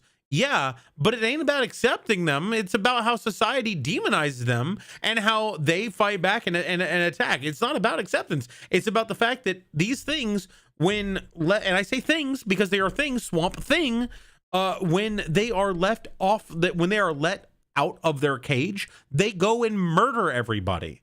Like, fuck off with your acceptance bullshit. Don't try to make this some kind of PC bullshit. No, this is badass. This is badass. Frankenstein will fuck your shit up if you do the wrong thing. And that's cool. Like he should. He's like the Hulk. The Hulk is a scary rage monster. You don't fuck with the Hulk, right? It ain't about Peter, come on, Peter. Come on, Peter. Come on, Peter. Be better. Let's see. Okay. Nintendo World, I didn't see. I want to do the ones that I did see first. Let's do Wizarding World of Harry Potter. Let's explore that one. Because I did get to see this one pretty good.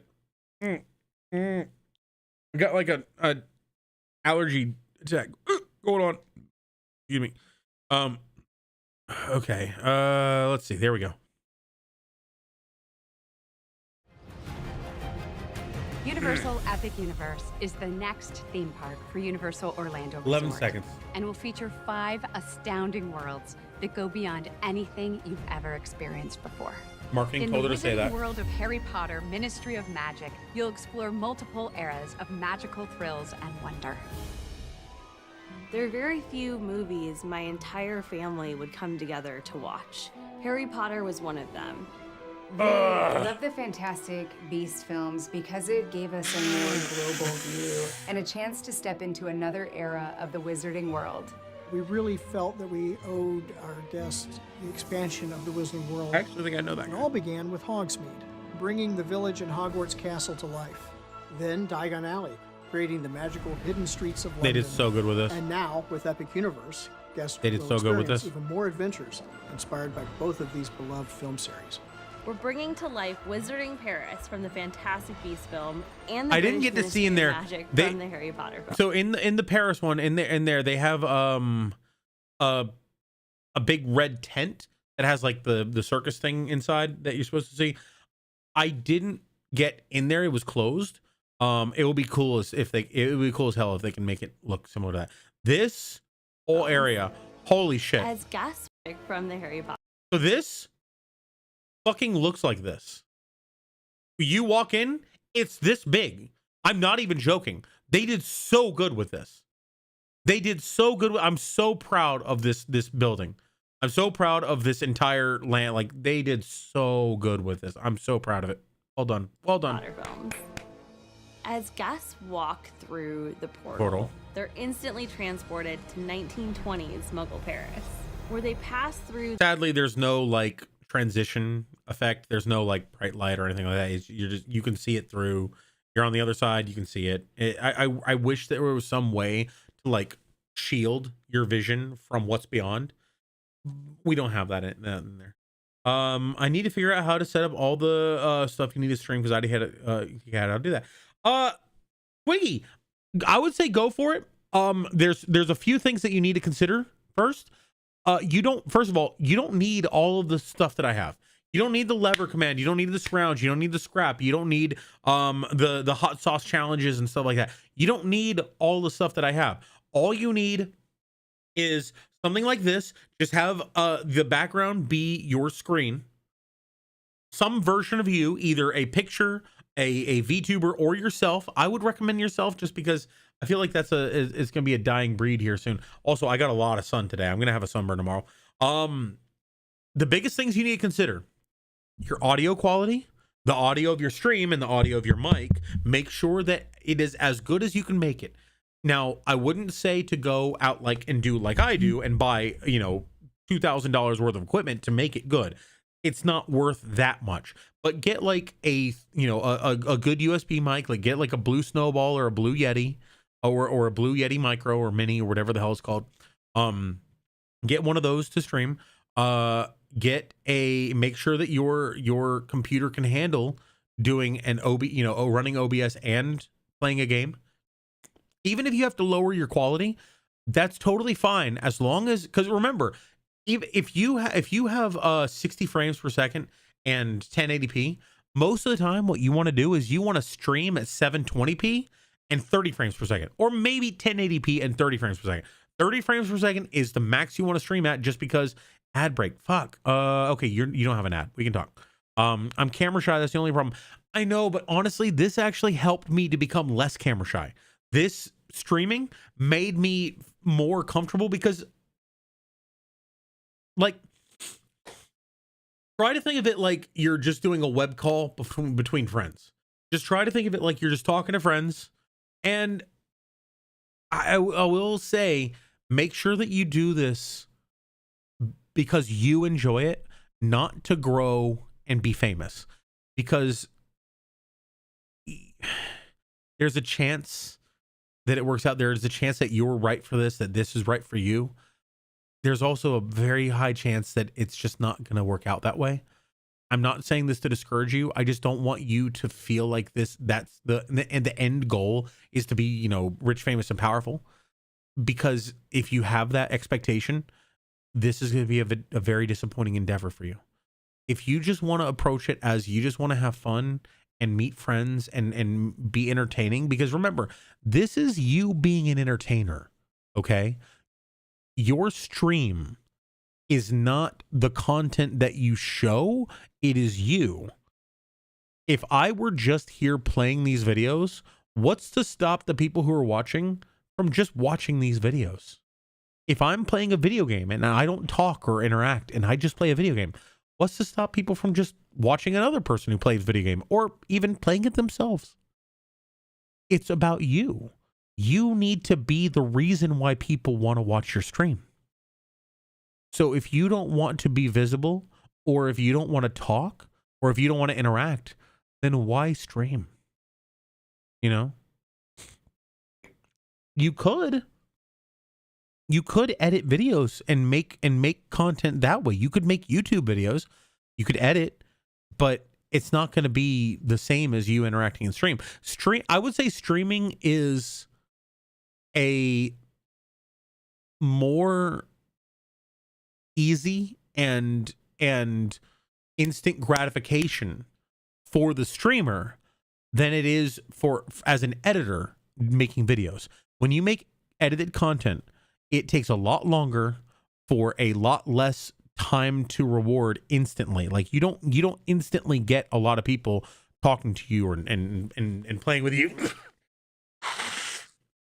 and following you. But as you make videos, the benefit of making videos and making edited content is that your personality doesn't have to be a huge part of it. If you don't want to be, if you're camera shy or you don't want to talk to people and interact with people, you don't have to when you're editing videos, because it's about you making something entertaining in a different way. And then when you upload things, the other benefit is the fact that all of the stuff that you have uploaded is always going to be uploaded as long as you want it to be. And if somebody finds something they like, they can watch all of your content.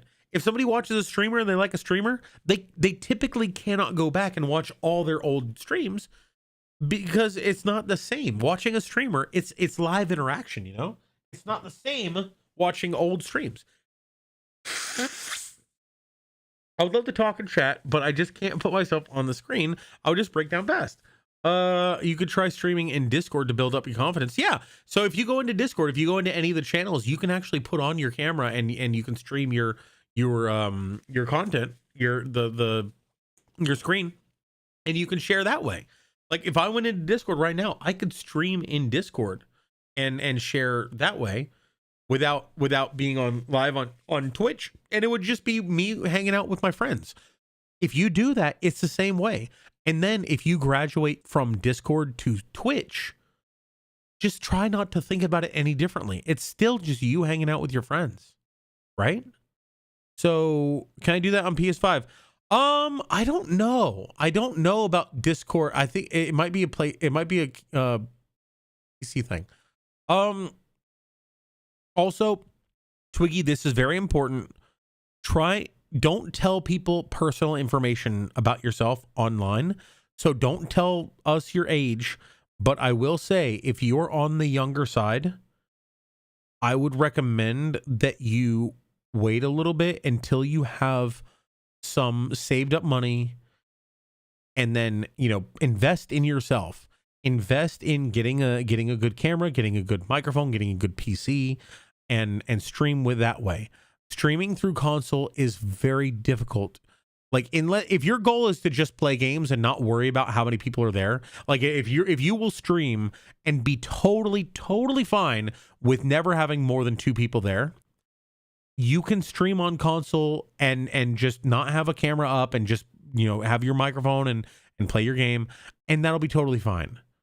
If you want to grow, you either have to have one of the most amazing personalities in the world, or you have to have a setup where people can engage with you more, because the whole point of streaming is engaging like this, being able to talk and show who you are,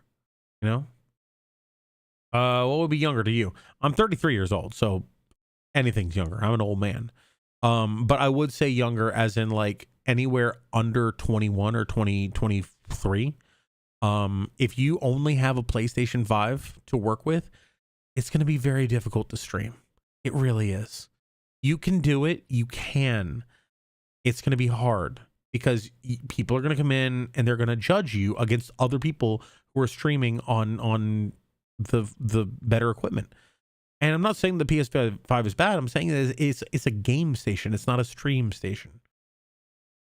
I get scared really easy with that. Old man status, I'm older than you, sir. Yeah, I know, you're ancient.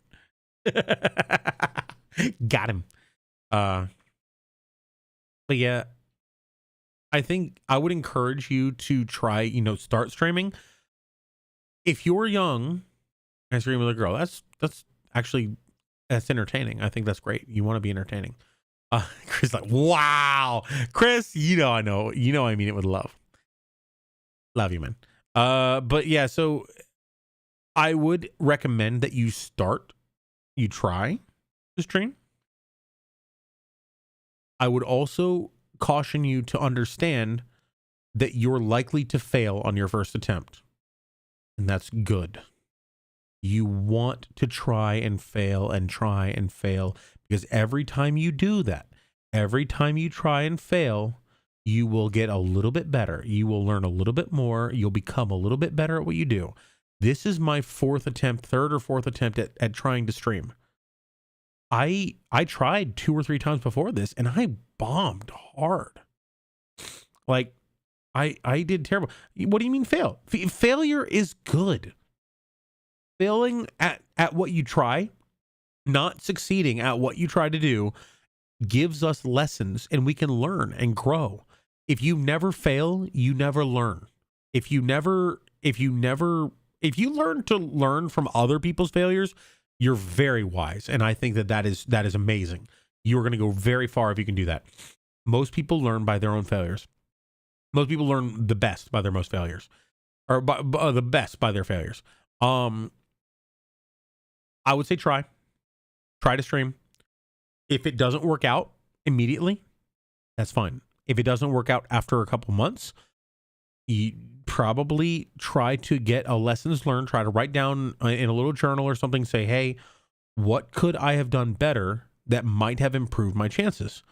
And then next time you try, because you should do it again, give it a couple weeks, give it a couple months, give it a break, come back to it with better equipment, with better, like, learn how, go research the settings in OBS. Again, you're streaming from PS5. That's going to be really hard. I don't know how the settings work in that. It's your equipment is probably not going to be, I don't know. I don't know about PC though. Any good recommendations? I would say look at the recommendations, the hardware recommendations for most good games. Try to go a little bit higher than that. Try to like go a little bit higher just because you want something that will last you for a little while. Make sure that you have a decent graphics card. Make sure that you have a decent CPU, and make sure that you have at least 16, if not more, gigs of RAM. Everything else, SSD is good. You want an SSD or an M2 hard drive, something that is fast, and not a you want a solid state drive, not a disk drive. Because you do want a disk drive, but you want a solid state. You want a fast drive as your primary. I almost have a job. Just need to give him my resume. Right. Okay. So that's what I mean by this. This is something that you need to try something. Go ahead and try it. You're gonna fail. That's fine. It's like trying to learn how to be an Olympic diver. Okay. The first time you get on a diving board, you're gonna belly flop. It's gonna suck. It's gonna be painful, but you're gonna learn how to do better form. Me and Pun and other people will definitely help out. If you ever have any questions, feel free to ask. We love to talk about this stuff. And I would be thrilled to see you step foot into the streaming world. And I would be even more thrilled to see you start succeeding, to start growing, to help people hanging out. One of the biggest things to do is what you're kind of doing right now is networking. You're interacting with a community that already has a bit of a foothold. You're interacting with people around you, not just me, but the people around you who are part of this community, who are all like part of this scene. What you're doing is you're creating a rapport, you're creating friendships. And when you start to stream, we're going to want to see you succeed, and we're going to help support you. And that is good. That's good for you to get a lot of people in there initially when you start, because that's going to help you grow. Again, though, your first attempt is gonna crash and burn. I'm sorry. You might be the 1 in a million person who doesn't, but it's just the way it goes. And that's good though. You need to learn from it. The more failures you've had as you grow older, the wiser and smarter you become because you learn from them. I might need you to take me under your wing. Yeah, no worry. I'll definitely help. Like I said, if you have any questions, I can help. It'll depend on what your mindset is when it comes to streaming. I like working with people who are persistent and driven, passionate, and I would definitely mentor someone if they showed a lot of promise. I want to see you succeed. I don't know much about you beyond the fact that you want to stream and that you're friendly. You're a good person. I want to be friends with you. The more I learn about you, the more we may be able to help more. Me and Pun and me and Chris, everybody else around here. And yeah, no, it's not stealing views. There is a fine line there. If you came in here and every time you came in, you were like, boy, I just had a good stream, or boy, man, I was streaming something fierce today. If all you ever talked about was your stream, that is one step away from you coming in and saying, hey, everybody, look at me. I'm a streamer. Here's my link. That's self-promo. That's very frowned upon. If you come in here and all you talk about is your stream, that's also typically frowned upon. If I go into Pun's channel, I'm not going to talk about my stream. I'm going to go over there and I'm going to try to build Pun up. He knows I'm a streamer. His job as a streamer is to try to foster those networks. He's going to shout me out. He's going to tell people about my stream. I'm going to try to support him. It's about where it's coming from, right? If I go in there and I build myself up, that's bad. If I go in somewhere and someone else builds me up, that's good. If you come in here, I'm going to say, hey guys, this is a new streamer. They're trying things out. I want people to come give you a follow. You know, there you go. There's shout out. Perfect. And Twiggy, you were here earlier when I was talking to Mad Eras about this. Mad came in and he rated me. And I genuinely think he's a great streamer. I think he's a great person, and I think he's a great streamer, and I want people to know about him. So I shouted them out. Well, Mr. Jordan shouted them out. But we shouted them out. We talked about him. We talked together about the fact that we're going to be collaborating soon. And I saw people that I know over in his chat. People who are in this community went over and followed him. And I'm not threatened, because even if I lose viewers to him, even if I lose viewers to Pun, even if people who would be watching me are instead watching them, that's good, because that tells me that they are still in our network of friends. They are still in our community. Even if they're not supporting me directly right now, they're supporting all of us by being part of our community. So if people go over and watch you and support you, even if they're not watching me, that's still supporting me, because they're supporting our community, and I'm part of that community. If I can help you grow, that helps the whole community. And this is something that I've always talked about. I've joked about this, but it's actually, it's not that much of a joke. It's very true. If I could help Pun grow famous, if I could do something and get that man famous and then ride his coattails up to fame, that's more than happy for me. You know, if I can do what I can to get you going, and then I'll ride your coattails. Noble Asian is on. She's fun to talk to. Yeah, she's super fun. Yeah, I am going to be ending here soon. Let's finish this off. It is 9 o'clock. We're going to be ending soon, jumping over to Noble Asian. Trunky helped to get started and help to get me affiliate. Well, I would say that you did that yourself, even though I may have been a part of that.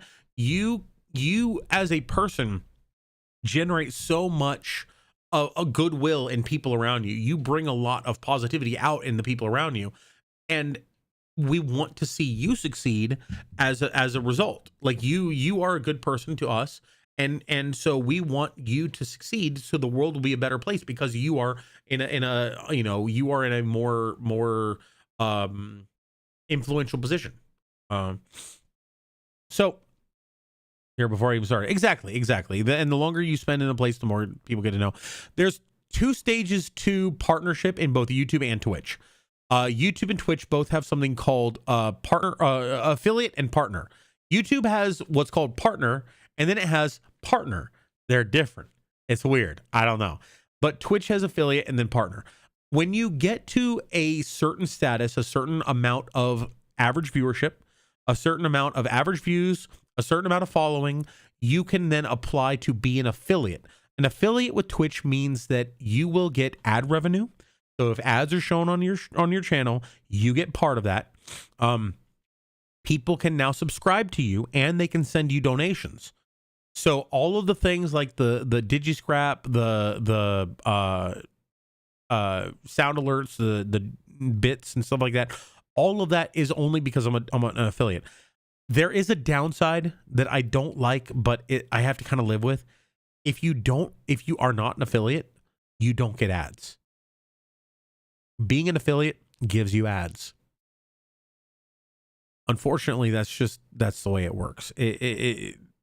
I have contemplated revoking my affiliation and quitting being affiliate so I could get rid of ads. I have. The problem is Scrap, DigiScrap, and a bunch of other things are kind of tied to that stuff. So, anyway, so that's affiliation. Affiliation means you can get subscriptions and donations.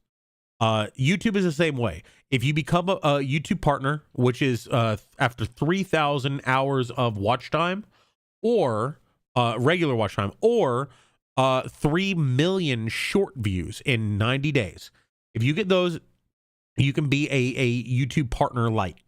You can get memberships and super chats. Super chats are donations. They donate to you and their chat is highlighted. And memberships are subscriptions. The next level is partner. Partner means that you get a bigger cut of ad revenue, and you get certain benefits that you don't normally get as an affiliate or lower. So as a Twitch partner, I would be able to create a streaming team where other people could stream in that, and we all are sort of like in the same community, so to speak. That would be one. There's a few other things that I can't remember off the top of my head, but it's basically like a partner can earn more money, but also has better benefits from the system itself. YouTube partner is the same way. You get, like right now, YouTube in Twitch, I earn ad revenue. It's very small. That's one of the reasons why I give out subs, because I'd rather have people not have to watch ads. Even though like I would get a couple of pennies, the pennies aren't worth people leaving. So I'd rather give people subs. In YouTube, I'm getting thousands of views on the shorts that I'm putting out. I don't get any ad revenue. If I can get that up to partner, which I'm trying to do right now, I just need like 200 more hours of watch time. If I can get up to partner, I can get ad revenue, which I can send over to my editors to help them make more videos. I don't want people to suffer in ads. Yeah, but the problem is, Twiggy, my situation is different. If you don't want people to suffer in ads, I would recommend not going to be an affiliate. I'll tell you right now, one of the top streamers in the world his name is Asmongold. He streams like World of Warcraft content and now more political stuff. But like he streams to like 50,000, 60,000 people at once. He is not even affiliated because he doesn't want ads. Like, he gets paid in other ways. Oh my God. Well, no, so that won't work. That won't work. That's the sucky part, is at short views, short time doesn't count, because I already have thousands of hours of short views. It doesn't count towards this, unfortunately. It's stupid. But I appreciate the idea. So what I mean is, Twiggy, you can not affiliate, and that way you don't have to worry about ads. However, if you are an affiliate, if you do become an affiliate, I would not recommend doing what I do. I give people subs. I have to pay for those. I pay $6 every time I give someone a sub, and I get back $2. So I pay $4 every time someone gets a sub. It's worth it to me because I make money at Universal. It's enough to pay my bills, and then the extra that I have, I put towards this. I don't really have all that much by way of savings, but it's worth it to me because I want to build this community. So I would not recommend doing what I do, because what I do is fiscally irresponsible. Let's finish this off. The Phoenix Arch that takes them to Place Cachet in Wizarding Paris, inspired by the Fantastic Beasts film. We built to scale streets in Paris. When they say to scale, I think these are actually bigger than the streets in Paris, but it's still really fucking well done. Like, these buildings look amazing. This is the biggest thing we've ever built. Our shortest building is taller than the tallest building in Diagon Alley. It's going to be overwhelming with all of the whimsy and charm you've come to learn and expect from the Wizarding World, but with an all-new Parisian twist. The streets of Place Cachet are so alive with activity. There are shops and restaurants to explore, with nods to Fantastic Beasts throughout. You can just feel magical Paris surrounding you. Being able to smell like they did the an French amazing job cuisine with at this. Café L'air de la Solane. I'm so sad that I didn't get to go in there. I was told they had some really good food in here. I didn't get to go in here. I missed it, so I'm gonna go on Friday. Background that's both wizarding and French. There's a lot. And of course, we're serving bière au beurre, or butterbeer, as everybody knows it. In Britain, you may get chosen by a wand at Ollivander's. But here in Paris, you go to Cosme Acajur, the premier wand maker. This is actually a really cool. This is a really cool place. Like, there's a bunch of glowing wands everywhere. That's like the lights. It's actually really super fucking cool. Exquisite haute couture designs. With your wand, you can cast spells and play with fantastic beasts. That was what I was talking about. So this right here, they had 3 portraits that they all talk to you, and they talk to you. Like, you talk to them, they talk to you. They respond. They say, hey, hello, how are you? My name is this. What's your name? You say, I'm Drunkrat. They say, what is that? I'm Drunkrat. Hello, Drunkrat. How are you? Blew my mind. I loved it. If I was to look at some PCs, would you let me know if they're decent? If you tell me the graphics card, CPU, and memory, I'll just tell you right now, like I said, look at the, first of all, don't go buying a PC until you're actually ready to do this. Like save up, save up your money, work at a job, save up your money. Don't jump into this. You have time. Okay. I know. I feel this the same way. I know it feels like you got to do it now, because if you don't do it every day that you don't do it, other people are doing it, and you gotta get that out of your head. Focus on what you can do now. Focus on what you can save up. Save up until, like, shop PCs. Shop the PCs that you want.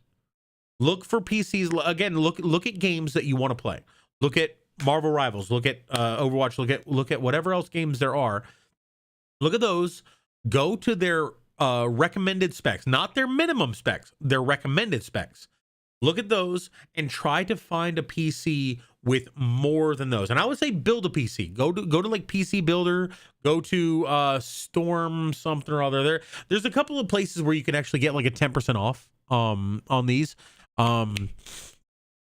God, there was a link. I can't remember who did, but look up people who were sponsored by, I think it's called Stormforge. If you look that up, there are people with sponsorships through there. You can use their link to get like 10% off, but just go through there, go to a PC Builder and look at what they have that's like a base PC, and then see if you can improve the graphics card, improve this, that, and the other. I would say anything above a 4070 or a 3070 would be good. A 3070 is the minimum you want to go. You probably want to go a little bit higher. 3080 Ti would be fucking amazing. It's going to be more expensive. 4080, a 5080, 5090. Holy shit. That's going to be expensive as hell. It would work though.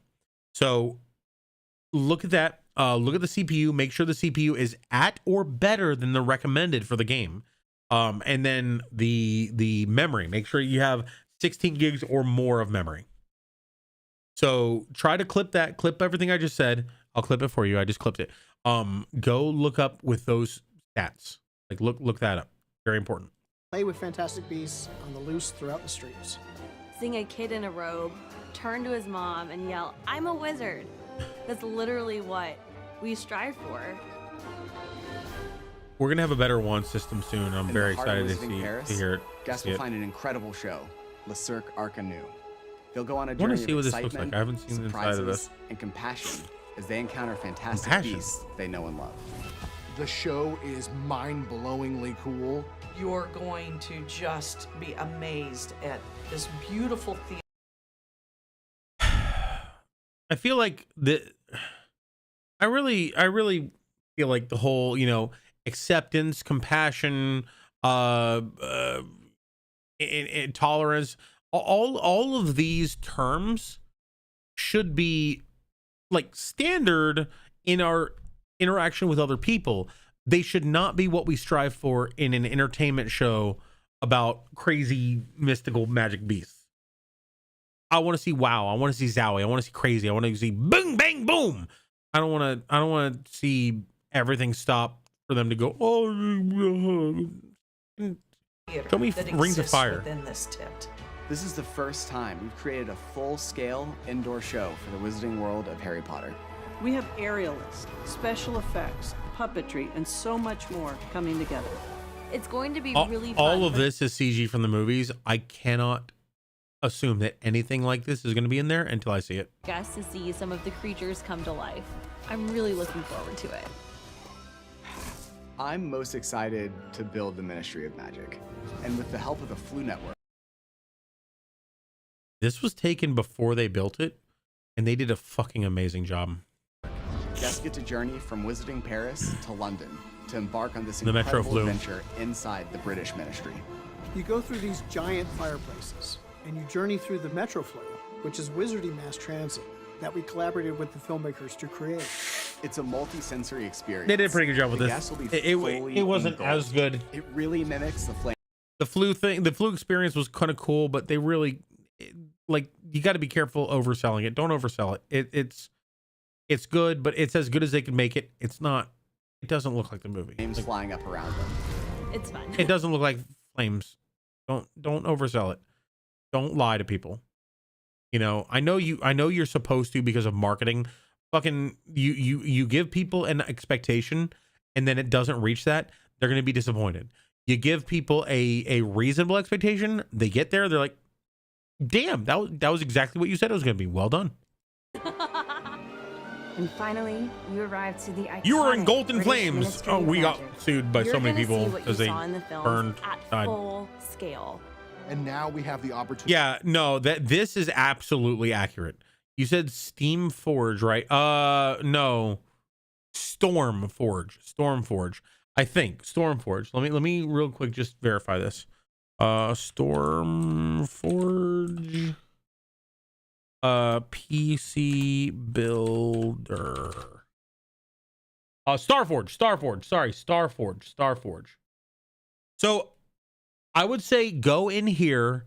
Here, I'll put, yeah, Starforge. Exactly. No, thank you. Hardcore Dev. Absolutely right. So Starforge, go in here, find a build that you like, or even build your own. Build one that you like. Don't buy it. Save it. Save the build. And then go find a YouTuber or a Twitch streamer or someone who has a sponsorship with Starforge that if you use their link, you get 10% off or something like that. Don't do it flat out. You know, get a I can help as well if you want. Yeah, ZZ could probably give you some good tips. ZZ knows his computers. Ad break. Ew. Let's I want to go back to this. He mimics the flames flying up around them. No, it doesn't. It's fun. Okay. It mimics the flames.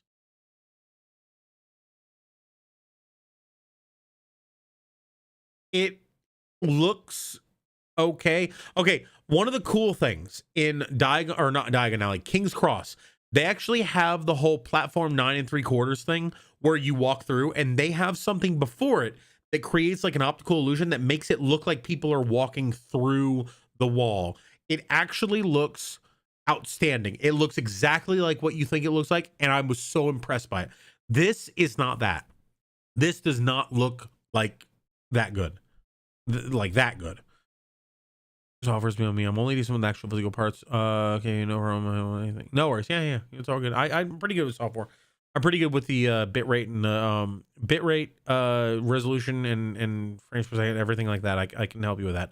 When it comes to actually like software stuff like that, Hardcore Dev is a god with that kind of stuff. Talk to him.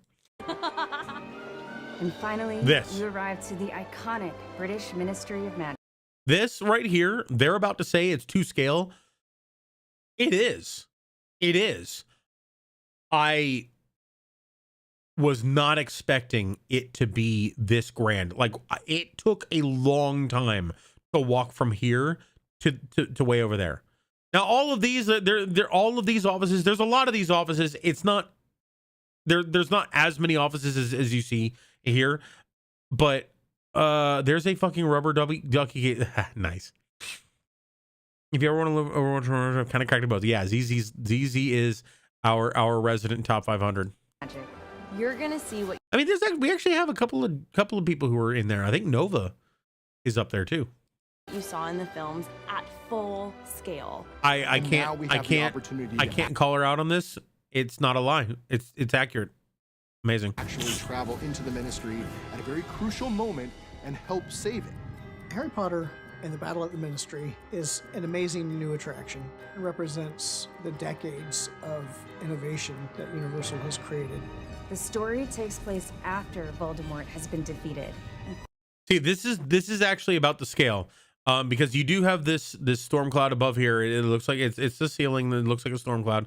It has like 5 or 6 of these, not the 10 that we saw, but it's still like it's really good. Finally, this is the day in which Dolores Umbridge is standing trial for her crimes against the Wizarding World. What's up? As we board our elevator lift, we end up realizing that Umbridge has escaped. The guests join Harry, Ron, and Hermione on a quest to capture Dolores Umbridge and stop her from bringing back the time of Lord Voldemort. It's a heart-pounding adventure and is on a scale. Can't speak to this, sadly. The ride itself wasn't actually open today, but I went to the Ministry of Magic. It was amazing. What's up, Double Omo? How you doing, my friend? Double Omo, what are you doing? Welcome to the party, Bucky. But I'm picking a Black Widow. Yeah, you good at this. Whoa, hey, Mr. Clunky, what is going on? Double raid. I'm gonna do a quick intro event, but holy hell, we've been talking about Epic Universe. I've been I went there today. I had a rehearsal. I'm doing another rehearsal on Friday, and then I'm doing a preview on next Friday. But I also broke my damn leg. I didn't break it, but I tweaked my knee pretty hard. Clunky raid, Double Omo raid. We got a bunch of raids. What's going on? Welcome to the party, guys. Thank you all so much for hanging out. I wish I was at my full. I wish I was at my peak. I'm super like weak right now. I've been walking around all day and on a broken knee nonetheless. And so I can't do levers. I can't do everything else. But you guys are amazing. Thank you all. Thank you, Mr. Jordan, for helping with the scrap. I really appreciate you for doing all that and making it all work. I mean, I completely understand. We're gonna do a quick intro event. I love you guys. I'll be right back.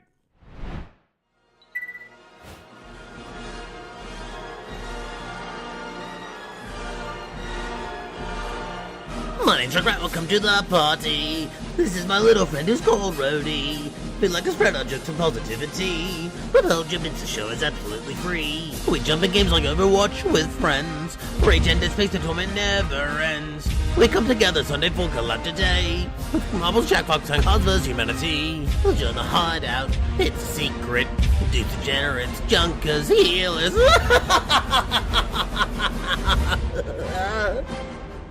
We have a stream store reading. We'll scrap here for events. Scrap raid the stream and you'll get scrapped. Bring a friend and you'll get scrapped. Stick around and you'll get scrapped. Join the party, you'll get scrapped. Don't forget the lit drops each month.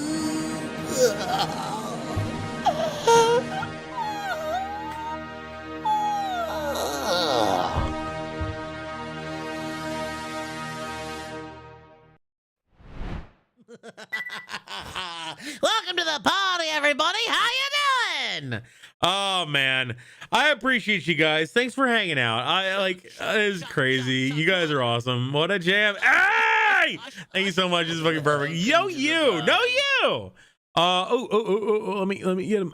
Thank you very much, Horror Ghoul and Maris Games. Thank you so much for the follows. I appreciate that.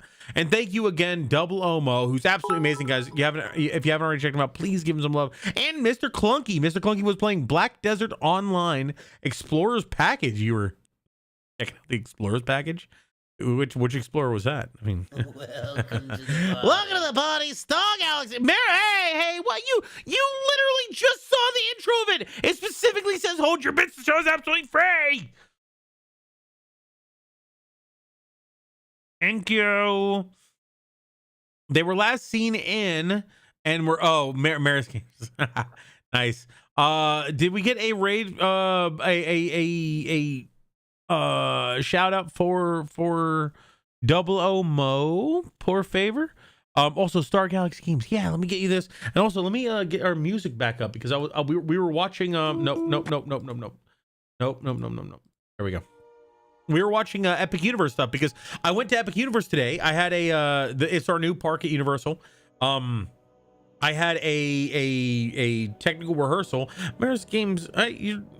Clunky, me and Mo were string collab. I sent out the idea to double raid you because it'd be funny. Well, hey, I don't appreciate getting double teamed. Actually, I kind of do. Thank you so much, guys. I appreciate you. Seriously, that's insane. Were you both playing the same game? I just got I love that. Maris sometimes doesn't listen so good.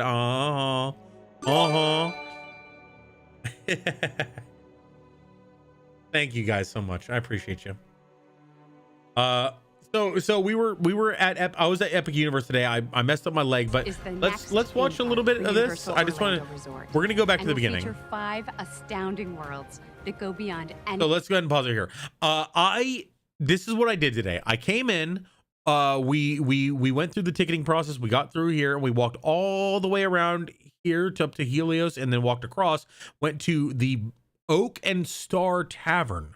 Now the Oak and Star Tavern had kind of shitty food, but this is why we do rehearsals. So we then from there went over to the Wizarding World of Harry Potter. And that's what we're going to see here. And then after that, we went to the Dark Universe. And I will say Dark Universe is still my favorite of all of these. Wizarding World actually raised up. My initial way of looking at this was Dark Universe, How to Train Your Dragon, Nintendo World. I love Nintendo World, but How to Train Your Dragon is just peak. And Wizarding World of Harry Potter, just because I love the other ones better. Celestial Park, whatever. It's fine. It's got food, whatever. Dark Universe is still peak. Wizarding World is now my second. Nintendo World is now my third. It already was my third, but it's my third. The Isle of Berk, I really liked it. They have great music. I didn't like the actual land all that much. I don't know. Thank you, Sugar Daddy. No worries. Horrible. If I could go to City Tour Nintendo World, I could die happy. You will. You won't die, but you can go there.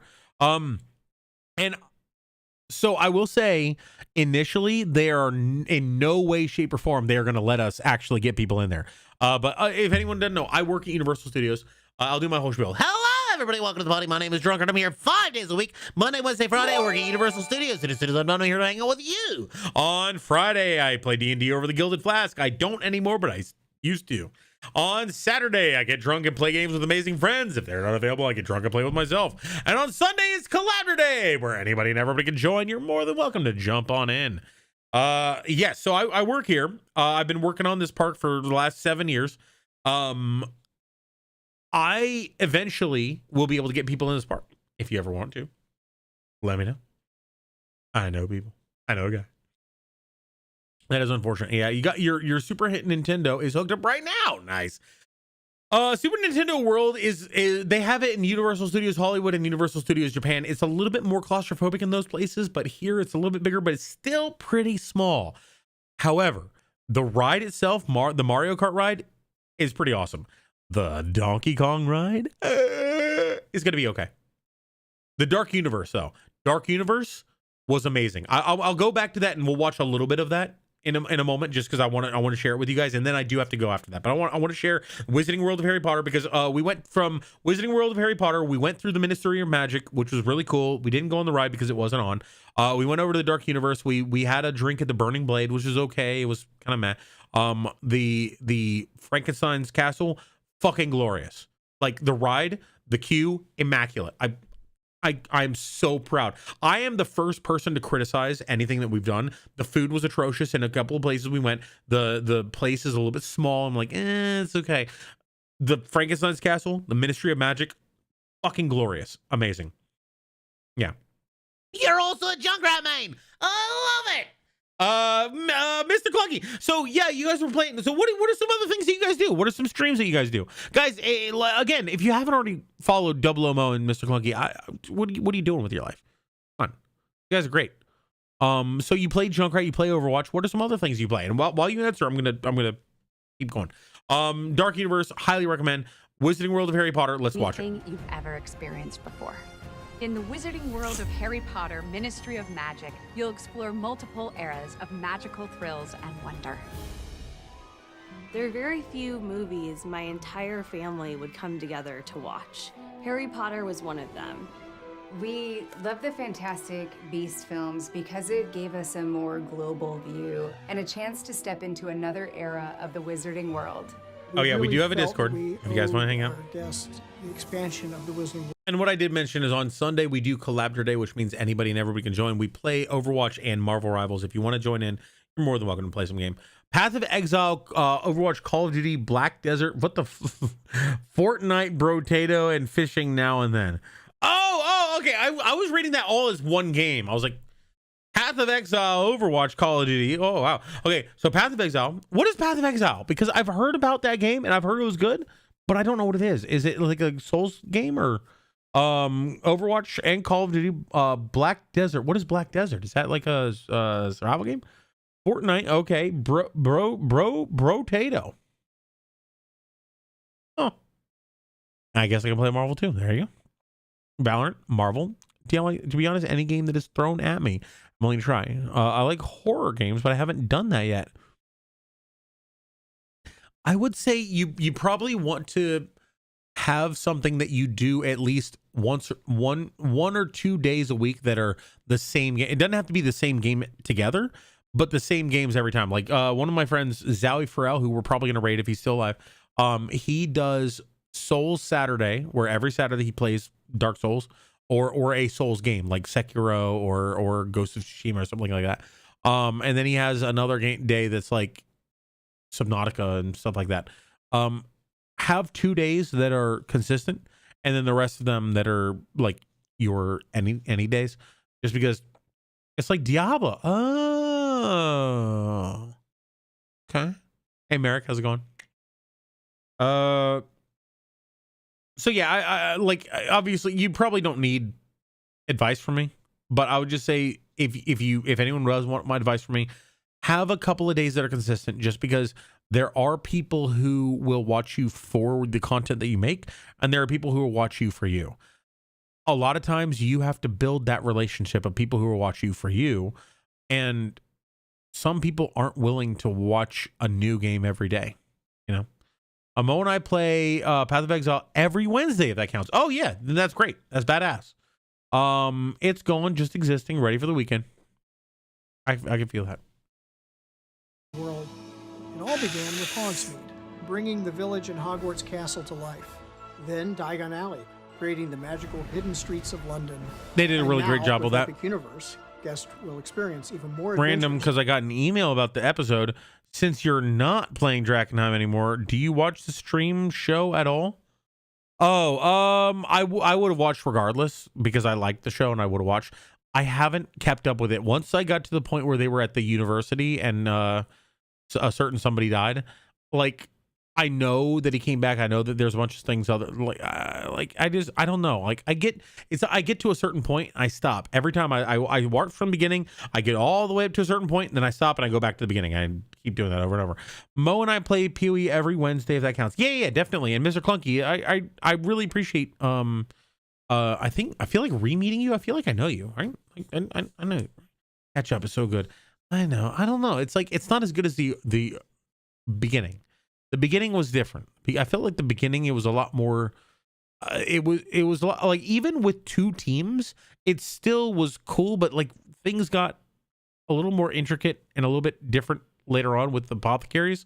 The apothecaries kind of got it to the point where it was so complicated that I was like, I just want to go back to the beginning.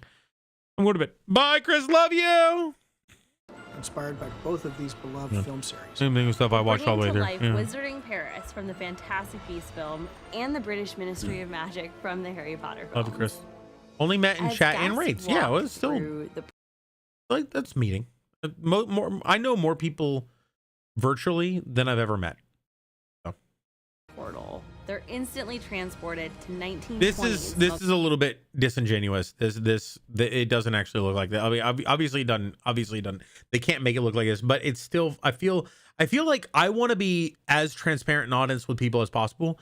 And if I build something fucking amazing, I want people to know it, but I don't want to make it look like something it's not, because that's gonna give people the wrong impression. Muggle Paris, where they pass through the Phoenix Arch. This does look pretty legit. Right here, this looks pretty much exactly like it looks. Yeah, all of this is accurate.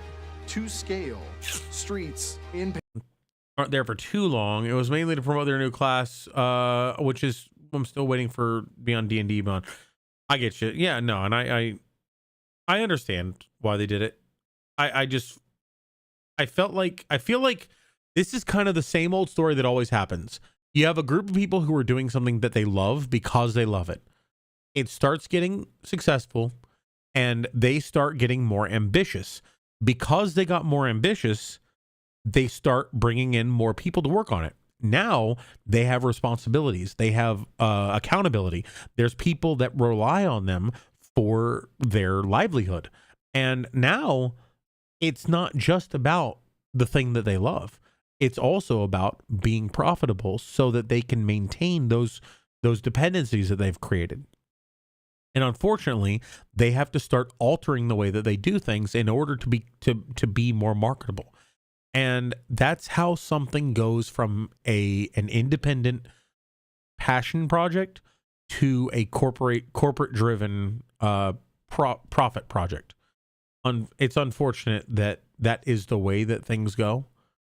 The bigger something gets, the more beholden people get to their stakeholders. And it kind of makes me long for the days when it was just a passion project, because it had something special. It had something more real. And I love their group. I love them. I love what they do. I love Quarter Life Gaming. I feel like Quarter Life Gaming retains that passion because they're not really out to get famous with that. But the bigger something gets, the more fuel it requires. But I go back and watch their original season and even season 2. I would say season 2 also retains that to me. Like everything with Wrath, everything with Sebastian and Veo and Pluto, like all of that stuff resonate. I love it. I will watch the shit out of it. After they group up, I will still watch a few of those because I still feel like it's absolutely amazing. It loses. And I'll say I'm gonna be honest. I think that Monty, I don't think he changed. I think his style of DMing. I can't do that, Sally. Hey, Vincent. Who's twerking in my chat? Who's twerking? What's going on? I'm seeing twerks. Double twerk. Oh my god. I will say that Monty, I think he has not changed one iota from the start. I think that he's got a little bit more responsibility under his belt, and I feel like he's a little bit more stretched thin because he's doing a lot more. But I don't think his DMing style has changed one bit. I love his DMing style. I love everything about what he does. I think that Joe and Veo Sinya, Jill Denitis. I feel like Jill and Joe have also stayed roughly the same. Thank you. Yeah, Joe. I feel like Jill and Joe have stayed roughly the same too. I don't feel like, I feel like Joe is the kind of person, he could be a worldwide superstar known in every household name, or a person who nobody knows and be almost the same person. Like, I don't think that he seems like a relatively shy but just creative person. I love Joe. I think Joe's amazing. I would like to be like, I feel like he's someone I would see as like a really good friend. Yeah, and that's where I feel like Kelly has become a lot more image oriented, and he's started to use his platform for more things that I feel like he's stepping away from where how he gained the love of the people. I feel like he gained the love of the people by being a genuine, being genuine and being interested in D&D. And I just feel like he's starting to step away from that, and it makes me a little less interested in the show. And that's fine. Like, I mean, I don't think that he should change. He can do whatever he wants. I just feel like I've lost some of my respect for him as a genuine creator. It's not a bad thing, but yeah, 100%. Like, it's a bad thing in that I don't feel the same resonance with him. It's not a bad thing that he has evolved as a person. I just think that the success of their show and their business has made him alter his personality, and I think that is I will say that I think that is a. This is gonna sound bad, but this is I think something that is present in everybody. I think that is a weakness of character. I feel like if your character is strong, if your character is resolute, if you are a determined individual, you are who you are, regardless of how people perceive you. But I think the more, and this happens with people who become police officers or politicians or sometimes, you know, celebrities. If somebody gains more authority and gains more adulation, and it causes them to change how they view themselves and how they view the world, I feel like that's almost invariably a bad thing. Some people can gain a lot of popularity and wealth and stuff and suddenly realize that it doesn't matter. Like, none of that matters. It matters who you are, how you are as a person, how you treat other people, and how other people interact with you, your friends and your family. Some people can actually grow from that. I feel like most people gain a sense of self-importance that is not founded. I feel like most people who gain authority and gain power and gain position will change the way that they see themselves, and they will lose humility and gain pride that causes them to become less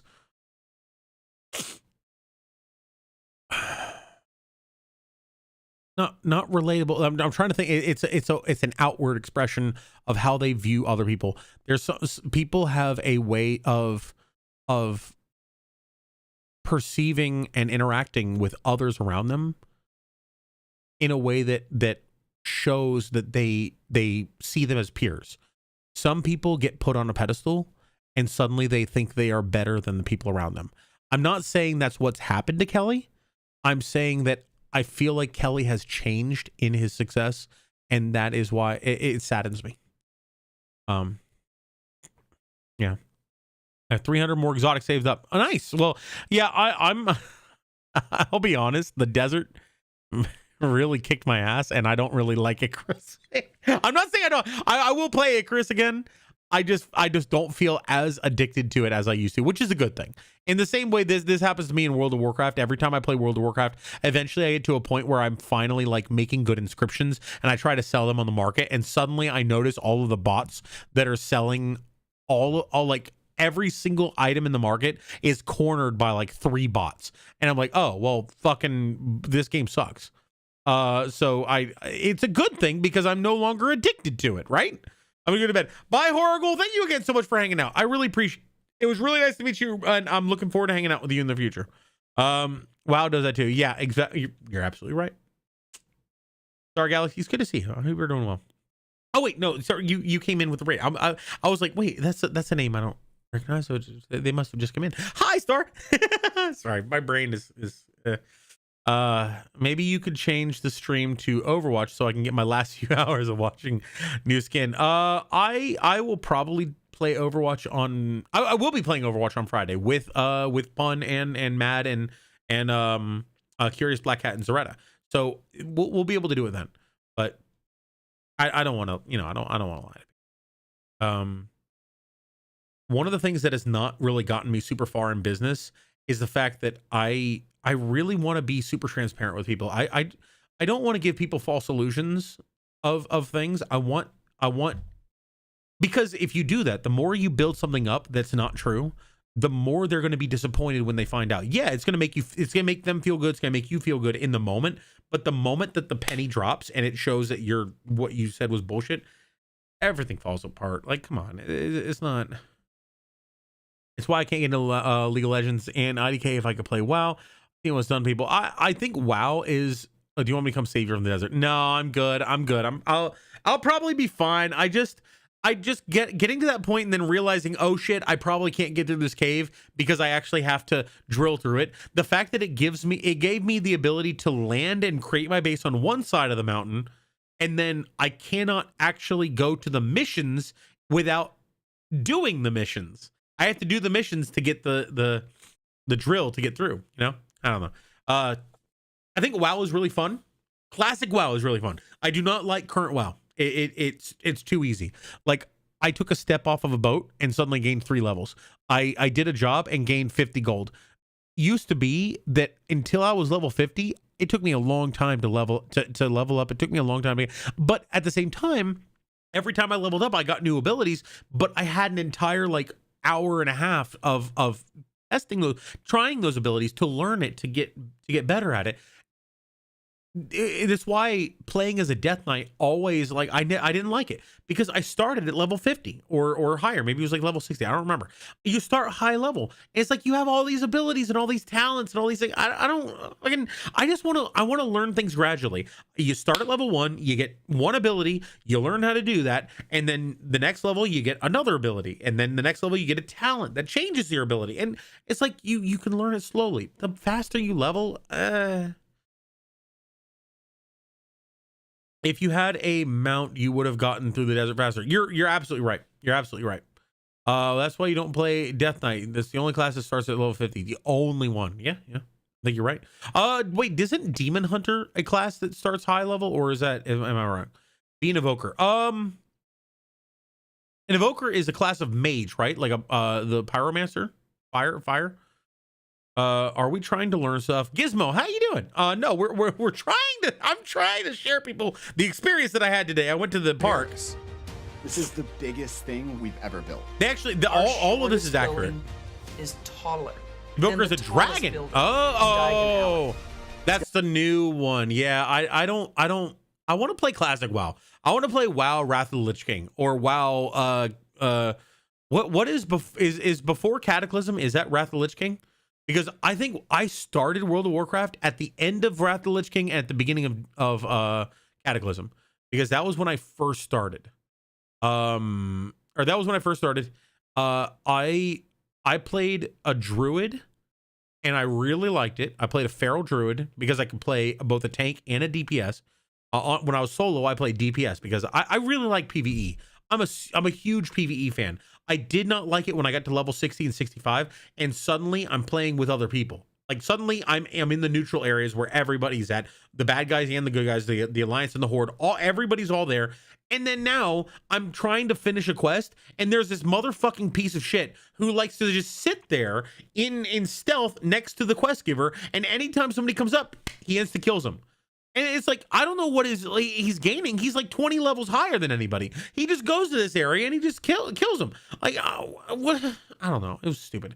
Cata is now Lich King is before, so it's no longer Cataclysm though, right? It's now they've moved on to the next. It was Cataclysm. Then they moved on to the next. The WoW Classic is changed. They changed it, I believe. I like Gizmo. It's good to see you. I like WoW Classic, but I don't like the fact that they're slowly getting back up to current WoW. It's gonna be overwhelming with all of the whimsy and charm you've come to learn and expect from the Wizarding World, but with an all-new Parisian twist. Yeah, they did an amazing job with this. It looks great. Place Caché are so but alive with activity. This isn't it. There are shops and restaurants to explore. Trigger! Oh, I thought it was Trigger Fire. I was gonna say, oh, Trigger Fire. Feel magical Paris surrounding you. Being able to smell the French cuisine at Café L'air de la Solane. I really want to try that. I haven't been in there yet. In the background, it's both Wizarding and French. Pardon me. Sorry. There's a lot. And of course, we're serving Butterbeer? Bière au beurre, or butterbeer, as everybody knows it. In Britain, you may get chosen by a wand at Ollivanders, but here in Paris, you go to Cosme Acajou, the premier wand maker, famous for exquisite haute couture designs. With your wand, like this is actually fucking perfectly accurate to the way it looks. I walked through here. We shopped for wands. We looked around. This chandelier is made of glass wands. Like the whole damn place. This is what I'm talking about. Transparency. This is accurate. What's on the screen is what they actually have. Like maybe some of the people obviously are not in there, but this is what it looks like. It's amazing. Such a magical place for me to cast spells. For me to poop on. Whoa, that's beautiful. It is. This is also cool. This thing blew my mind. This right here. There is a place where there's 3 portraits, and they interact with each other, but they also interact with you. And they interact with you. They said, "Hi, my name is this. What's your name?" I was like, "Drunkrat. My name is Drunkrat." Excuse me? Drunk Rat. My name is Drunk Rat. Oh, hello, Drunk Rat. What the fuck? I was like, what? And then we talked for a while. It was actually really cool. And they were like answering questions and we were talking. And I was like, oh my God, it's amazing. And it's either what we have in the other park is we have a fountain that talks to people, and there's just a person who voices it. Their job is to be entertaining and stuff like that. But these were actually like live animated portraits. That they were animated portraits, which I know is funny to say that, but it was like I was so impressed. I was so impressed by this. I really wish I could have taken some video or some pictures or whatever. The moment I can, I will. I don't want to get fired. You know? Okay, Drunk, I'm gonna get off. It was great to see you, Twiggy. And off to school in the morning. I hope you have the best of dreams. Thank you so much, Twiggy. You have a wonderful night. I'll talk to you later. Oh shit, am I missing? Okay, I'm not missing anything on YouTube. YouTube hasn't had any chat in a while. Magical. So it's a TV screen with a real person, not some AI generation. I don't know. It might be AI. If it is, bravo to fucking them. Like this, it was so real. Like the TV screen with a real person. The picture, I believe, was actually AI. It's got to be. The picture was like AI voice. Like it was probably a real person doing the voice, and then the picture was made to like move like a real person. So it's like live CG, basically live CG. It was amazing.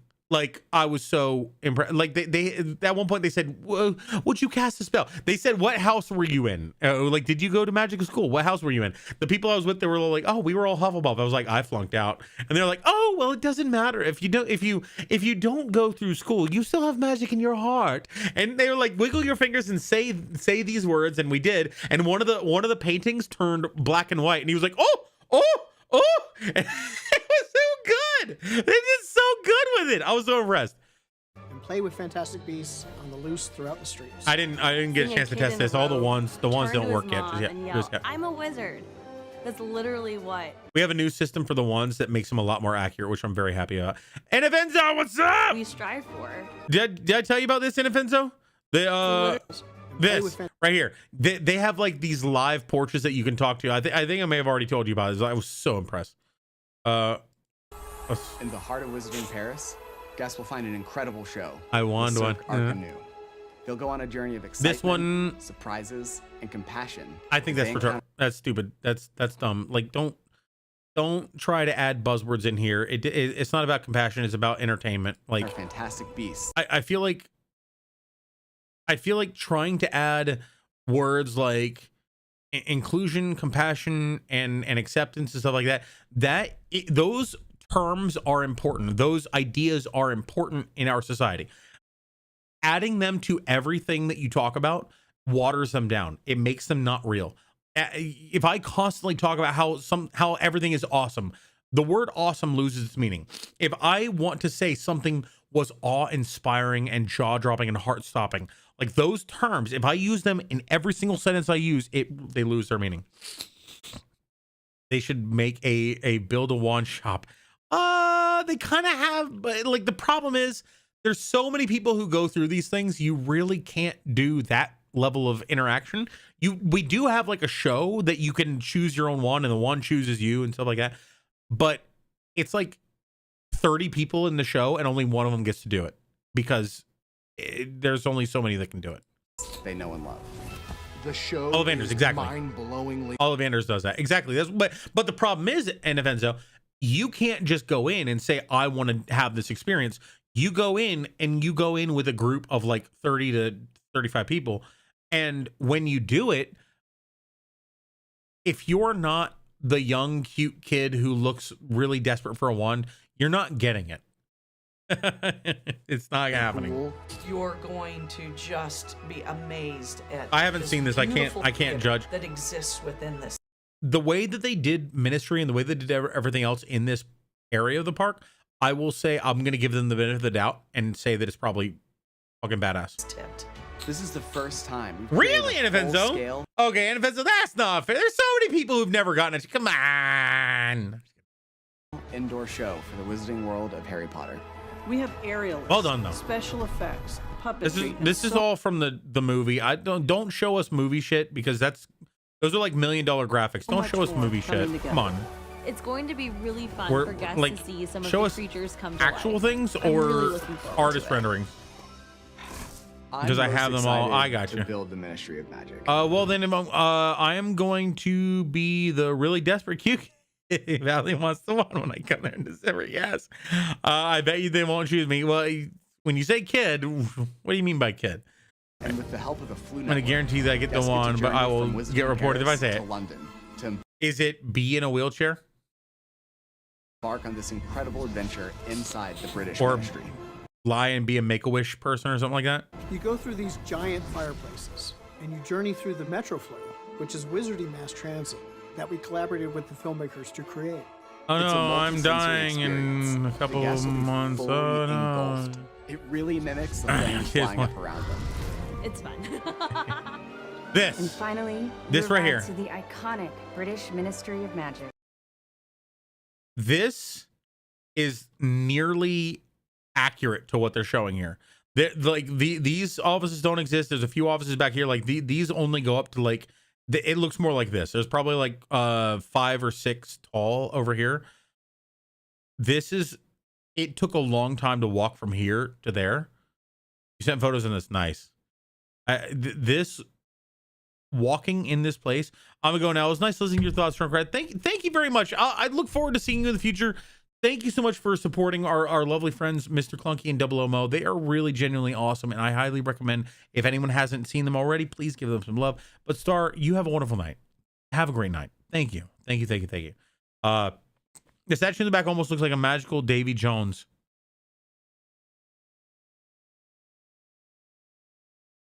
I can see that. But this whole place was absolutely like jaw dropping. Like I feel bad because I was going through here while also on my phone trying to get a ticket for the team member preview next week, and I was like so close. I was trying to get through, and it kept messing up on me. I kept getting little errors and 504 errors and refreshing and coming back, and I finally got it, but it took me all the way through the damn tour. But this is really cool. So you go in here, you go back through. There's a bunch of tunnels back here that are like they look like metro tunnels, kind of in King's Cross Station. And then there's a room where there's an animatronic that I won't tell you what it is because I don't want to get fired. It is consequently at the same time. What is at the same time? In two things can happen simultaneously. It is simultaneously amazing and adorable. You know what it is. Yep. It's not Vin Diesel. Close, but it's not Vin Diesel. The ride vehicles look sick. The ride vehicles do look sick. The ride vehicles also in this one, this uses the same ride system or a similar ride system to the Frankenstein one, the Kuka arm, and it's really fucking cool. But yeah, the animatronic that you were talking about is adorable and amazing. Like they did so well with these. I'm so proud to be a part of what made these. Dobby, it's any good? Close, no cigar. You're gonna see what you saw in the films at full scale. And now we have the opportunity to actually travel into the ministry. Yeah, one thing I didn't like about this was they tried to say, oh, the flu system looks identical the way it is in the thing. Or they said it's very well simulated or whatever, or mimics it or something like that. It doesn't look like fire. It doesn't look like it's going to burn you. It looks good. It's as good as probably they could make it. It's not as good as it kind of, not really. It is kind of that, but not that. It's like steam that they shine a light on. But I mean, like I said, it's basically as good as they can get it. But the difference between this and King's Cross Station, the 9 3/4 thing, you've seen the 9 3/4 thing where there's an area where it looks like you straight up walk through that wall. That looks identical to the movies. Like they did so good. Like obviously not like directly, like you're not watching someone walk through a wall, but it's an optical illusion. It looks so good. This is not to that level. The poster up here with Dolores Umbridge looks really good. Like they did a great job. They did a great job with pretty much everything in this place. Harry Potter and the Battle at the Ministry is an amazing new attraction. It represents decades of innovation that Universal has created. So the bathroom looks like a Blue Hunters. Yeah. After Voldemort has been defeated. And finally, this is the day in which Dolores Umbridge is standing trial for her crimes against the Wizarding World. As we board our elevator lift, we end up realizing that Umbridge has escaped. Yeah, I've seen the renderings of this ride. I haven't actually seen it in live yet because it wasn't active today. I've seen the renderings for this, and I've seen the all the way through. They like the animatronics that they had in Frankenstein were amazing. Like they were crazy. They were crazy good. They looked very, very, very realistic to the point where I knew it wasn't real because of where it was contextually. If they were just standing next to a person on the ground, I probably would do a double take, because it's like it definitely, the way it moves is still a bit roboty, but the way it moves is so much better and more lifelike than what things used to be. Like they've done so good with these. Harry, Ron, and Hermione on a quest to capture Dolores Umbridge and stop her from bringing back the time of Lord Voldemort.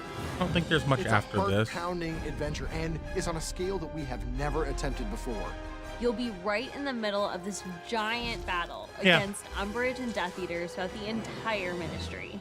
We're combining so many different and new technologies to bring this adventure to life at a scale never seen before. This is the most ambitious ride we've ever created, and it's an absolute game changer. I was on site, and I actually just took a moment to step back and stare at what we're building, because it's nuts. I truly believe from Hogsmeade to Diagon Alley to the Ministry of Magic, we've continued to bring the storytelling to the next level. Epic Universe is all about immersing our guests in these larger-than-life worlds, creating a space that guests are going to make memories in for decades to come is so special. And doing it with stories as powerful as Harry Potter and Fantastic Beasts is just a once-in-a-lifetime opportunity that I am so grateful to be a part of. We're thrilled to expand the wizarding world of Harry Potter and bring even more adventures to life for our guests. The addition of this world creates an incredible Wizarding World trilogy across Universal Orlando. Get ready, tons of excitement awaits on the other side of the portal at Universal Epic Universe. Cool. So we watched we already watched the other one with Dark Universe, and it was like the Frankenstein ride was great. Everything else. So just to quickly do a sort of wrap up. Let's excuse me. I want to watch this real quick and just pause it and show you guys where I went. All right, do your flyover. Excuse me. Oh God. Oh, this isn't the flyover. Show the full park, coward.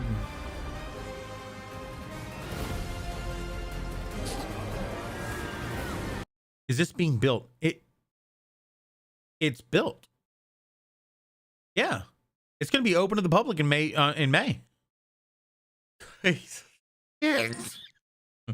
No, I need Benadryl, and then I'll sleep too.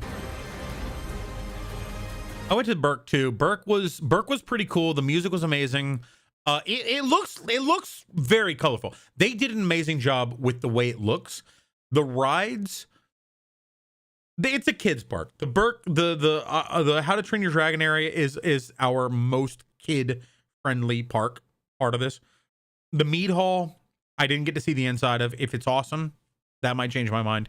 The Untamable ride or show, I want to see. I didn't see it today. I don't know if it was even active. I did see some of the dragons. I got to see the behind the scenes where you actually got to see under the dragon skin in Efenzo. Yeah. Yeah, let's go. Go. That was weird. It was weird.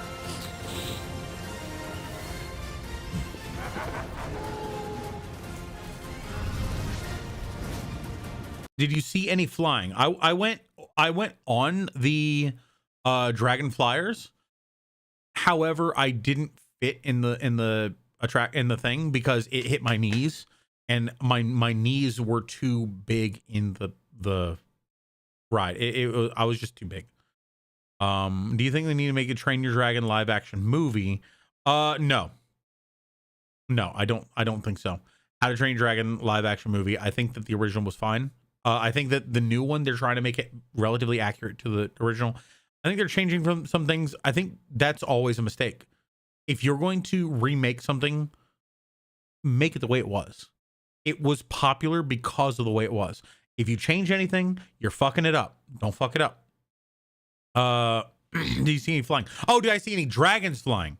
No. I didn't see any dragons flying. They didn't have those active. Sorry, I missed what you said. Oh, okay. That was what I wanted to see. That was what I wanted to see. Okay, here. So here's what I did. I came in at the beginning around 9 o'clock. We probably got done around 10 o'clock. So 10 o'clock, we came around here. We went over to the Oaken Star Tavern. Shitty breakfast, shitty food, bad food. Didn't like it. Cold, bad. The people working there were cool, but the problem was this is a rehearsal, right? The idea is it's supposed to be for them to learn how to do better, to train. The people who were in there were people who were not going to be in there eventually. Their job was elsewhere in the park, but because they didn't have the staff yet, they had them in there. I'm like, then why is this a rehearsal? Why are you rehearsing this attraction, this restaurant, if the people who are supposed to be here are not the people who were there? Anyway, whatever. Bad food. We went over to the Ministry of Magic, saw that, really cool. I got a Ministry of Magic banner that I have in my car. I'm still kind of on the fence about, do I bring it in here, which I'm just gonna have to bring it back over to the other house, or do I bring it to the other house and just not show it on stream for a while? Then we went over to Dark Universe. The Burning Blade was a little bit disappointing. It was pretty small. The food, the drinks were pretty good, and the acting was pretty good. The people there who were like the monster hunters, they were cool. We went over to the Frankenstein ride. Fucking best thing all day. Best ride I've ever been on. Except for like non-roller coaster. Best non-roller coaster I've ever been on. Velocicoaster's Hagrid's Motorbike Adventure is probably my favorite combination roller coaster and ride. Velocicoaster is probably my favorite roller coaster specifically. How big was the castle? It was bigger than I thought it would be. Think Hogwarts Castle, but less claustrophobic. Hogwarts Castle, but a little bit wider and a little bit more spacey, and it had some like sort of doubling back. Like at one point you went up a staircase, and above you was a banister, and then you went around through some like sciencey rooms with like disassembled Frankenstein pieces and stuff. It was not for kids. It was fucking great. And then you went over the banister into the final area. Like it was a very, very well done queue. The pre-show was amazing. Two houses. Why didn't you tell you were rich? I'm moving. I'm actively moving to the other house. And I mean, you say rich. I always tell people, don't donate to me. Like, I wouldn't say that I'm rich, because like, you know, you're always on the cusp of bankruptcy if you do things wrong. But I would say that I don't need extra money. Like, don't donate to me. Save your money. Give me your friendship and your time. That's all I care about. The time that I can spend with you as a friend is more valuable to me than any money. Anyway, how big was the castle? It was amazing. It was big. It was great. The pre-show was amazing. The pre-show where you actually, so first of all, there's like 3 pre-shows. There's a pre-show with Igor who like tells you how everything's going to be. It's hilarious. He's awesome. He's amazing. He's fucking hilarious. He's creepy. He's disgusting. He's funny. He's awesome. Then you go into a room where there's like Victoria Frankenstein and Frankenstein, and you like have this interaction with them, and it's super cool / like it's inspirational. She's like, this is the time I will bring back the name Frankenstein. The world will see my family in a new light. what? And like Frankenstein's there. It's cool as shit. Then you leave that room and you go into like this other pre like ride area where Igor is like, this ride is not for all subjects. and they do this whole like preamble showing like, this is how you get on the vehicle. This is how you do this. This is how you do that. But it was with marionettes. Like it was CG, so it wasn't like real marionettes, but it was with marionettes that Igor was controlling. It was super cool. It was like, oh my God, it's the same information that's in every other ride, but it's so thematically perfect. It's great. And then you get on the ride, and the ride is badass. That ride is like what I feel like Forbidden Journey should have been. And I can ride it, which is great. But like, it was amazing. I was so impressed. Then after that, we went down. I actually bought like $230 worth of shit from the store, mostly because our discounts wouldn't work. It would have been $150, but our discounts didn't work because what I bought were collectibles. I bought a couple of like 3D put together displays of the ride vehicle for a couple of things, which was cool. And a big Frankenstein bust, like his shoulders and head. That you can take apart and show the skull and stuff like that. It's really cool. So the ride vehicle is the same as Harry. It looks the same, but it's different. Like Harry's, this is the arm of the thing that holds Harry Potter's Forbidden Journey ride is like this. You sit here. In Frankenstein's, it's like this. You're on top. The seats are on top of the thing, so it can go back and forth, side and side. It's not as jarring. So when you're in there, you're moving around in ways that are not as physically jarring while still being very good range of motion. It's great. And they actually show it to you. They actually show it to you when you're in the pre-show. They show you what the ride vehicle looks like and you sitting on it like that. They did a great job being super transparent about that. So pardon me. After we did that, after we did the Frankensteins, we then traveled over to came out of here, met some people that they liked. We were going to go over to Stardust. We didn't go to Stardust. We went instead to the Isle of Berk. We went over to How to Train Your Dragon. We went to there. I got another. No, I didn't get the plushie there. I got the plushie later. I was carrying around a bag of shit at this point. I also had. Yeah. Before we went there, we went over to the Nintendo World, and Nintendo World was closed, but the store outside of Nintendo World was not closed. I went in and bought a Luigi Squishmallow, which I don't care about Squishmallows, but it was a big ass Luigi thing, and it was cool. I liked it, so I got it. It's a prop for the show. The water ride was open. We didn't go on it, but I saw people riding it, and people they were shooting water cannons, and people were shooting water cannons at them. It looked pretty fun. It looked pretty cool. The other ride that though was the gliders one. I think it was like the Hiccups Dragon Gliders or something like that. We went on that one. I couldn't go on, so I had to get off. But it's basically like a kiddie roller coaster. It's a little bit more extensive than the Hippogriff roller coaster, but it's essentially the same kind of concept. It's relatively mild. We actually had somebody go on who had never been on a roller coaster, and he was peer pressured into going, and he liked it. So that was good. After that, we went to a store. We didn't get anything, and then we came out. Before we came out, we actually went to a little kiosk. They had 3 different types of pretzel cones. You get a pretzel, like it's like a pretzel bread, and the inside is filled. So it had like, there was one where it was like spicy chicken with a bunch of like peppers and other things like that. It was called like fire chicken or some weird thing.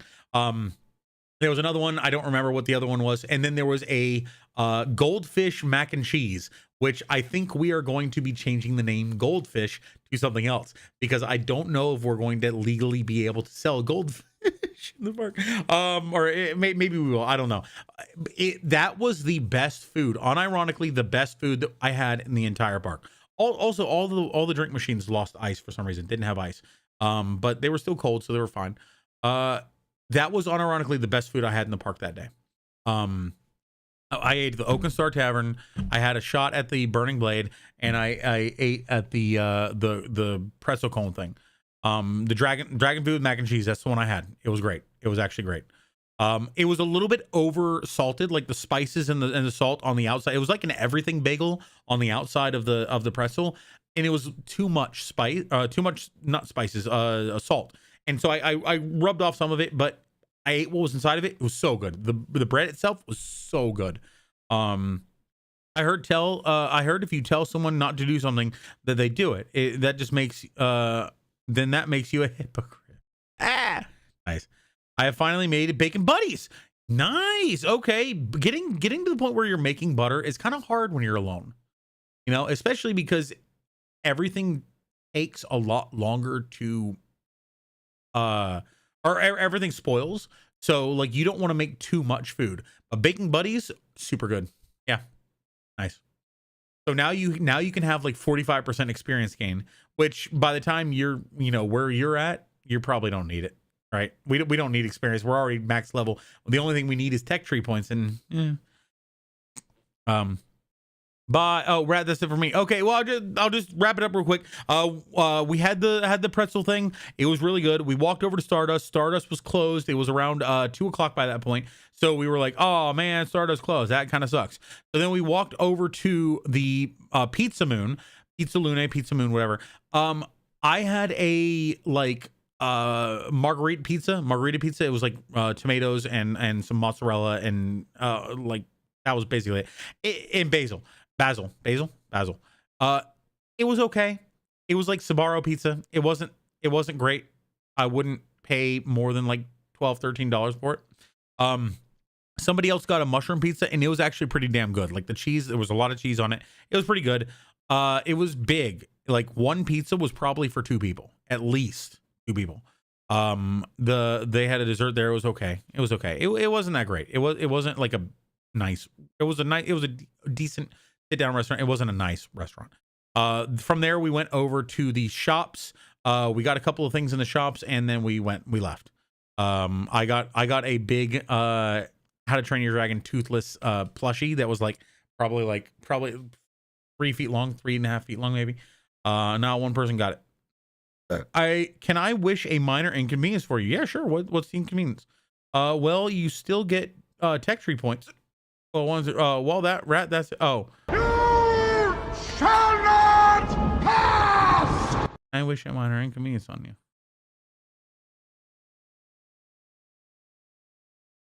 I don't get it. Did I miss something?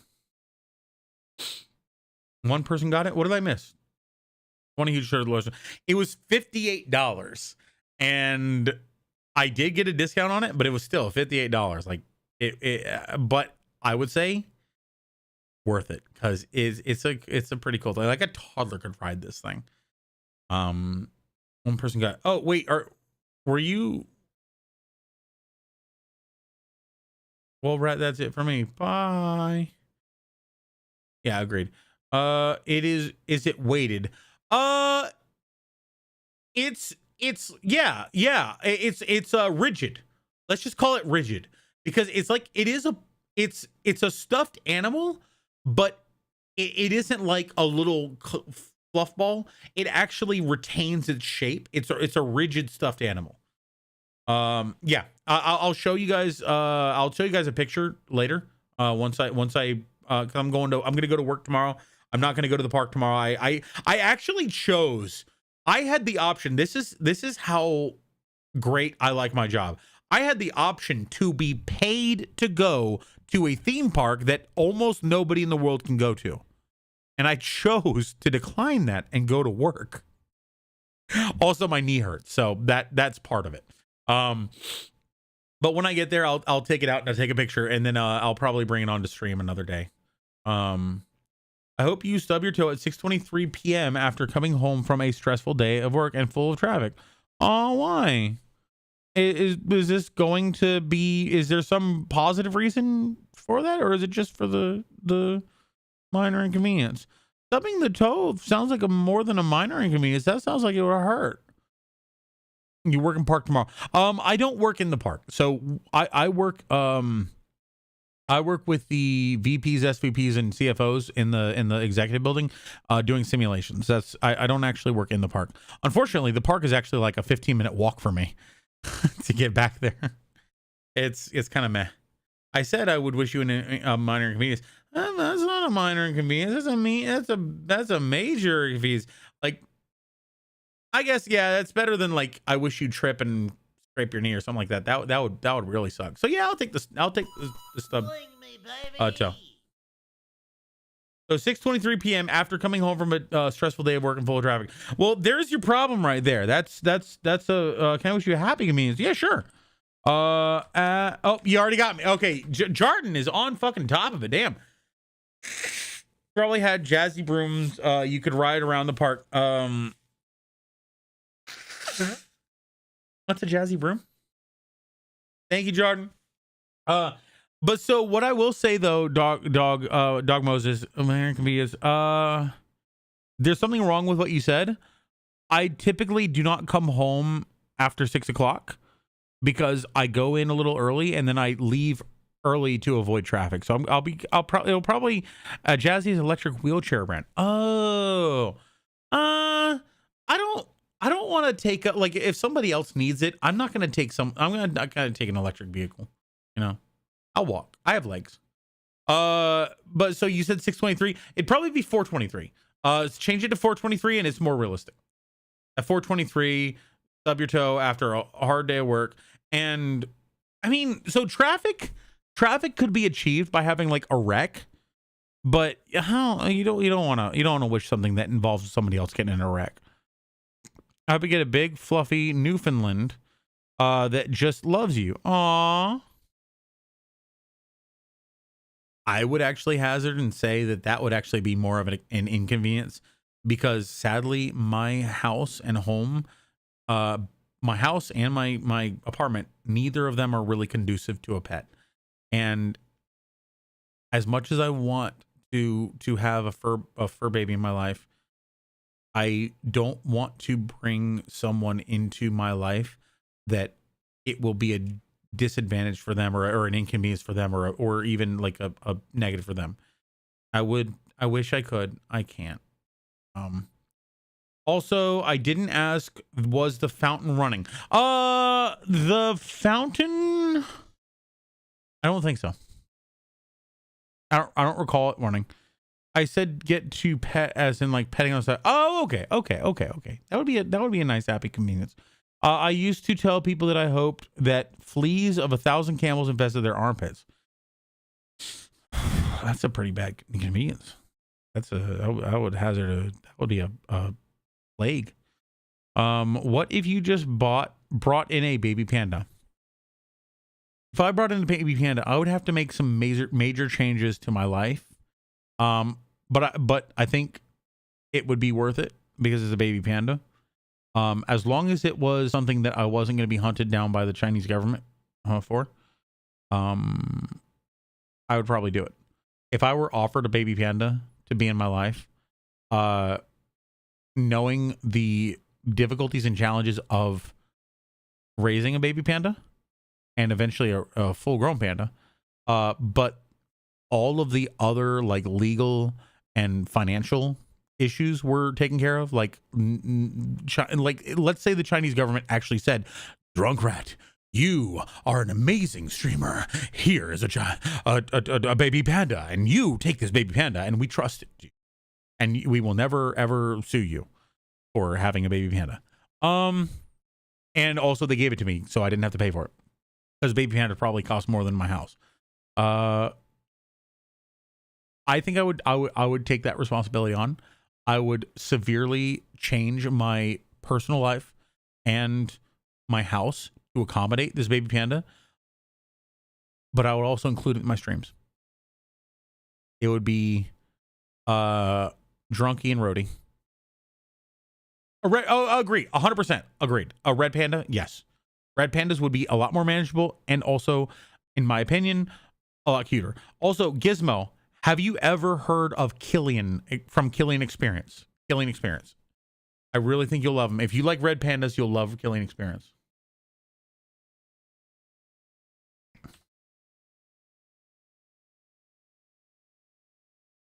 Killian Experience. What?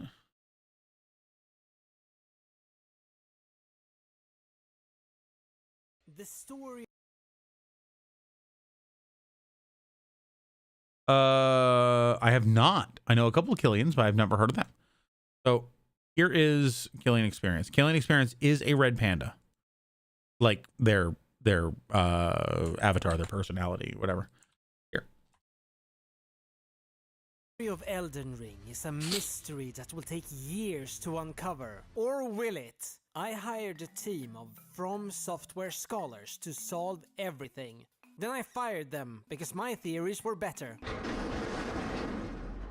I had to make a video about this. Everyone knows me as the main Souls lore guy, but everyone also knows me as the main Souls speedrunner guy.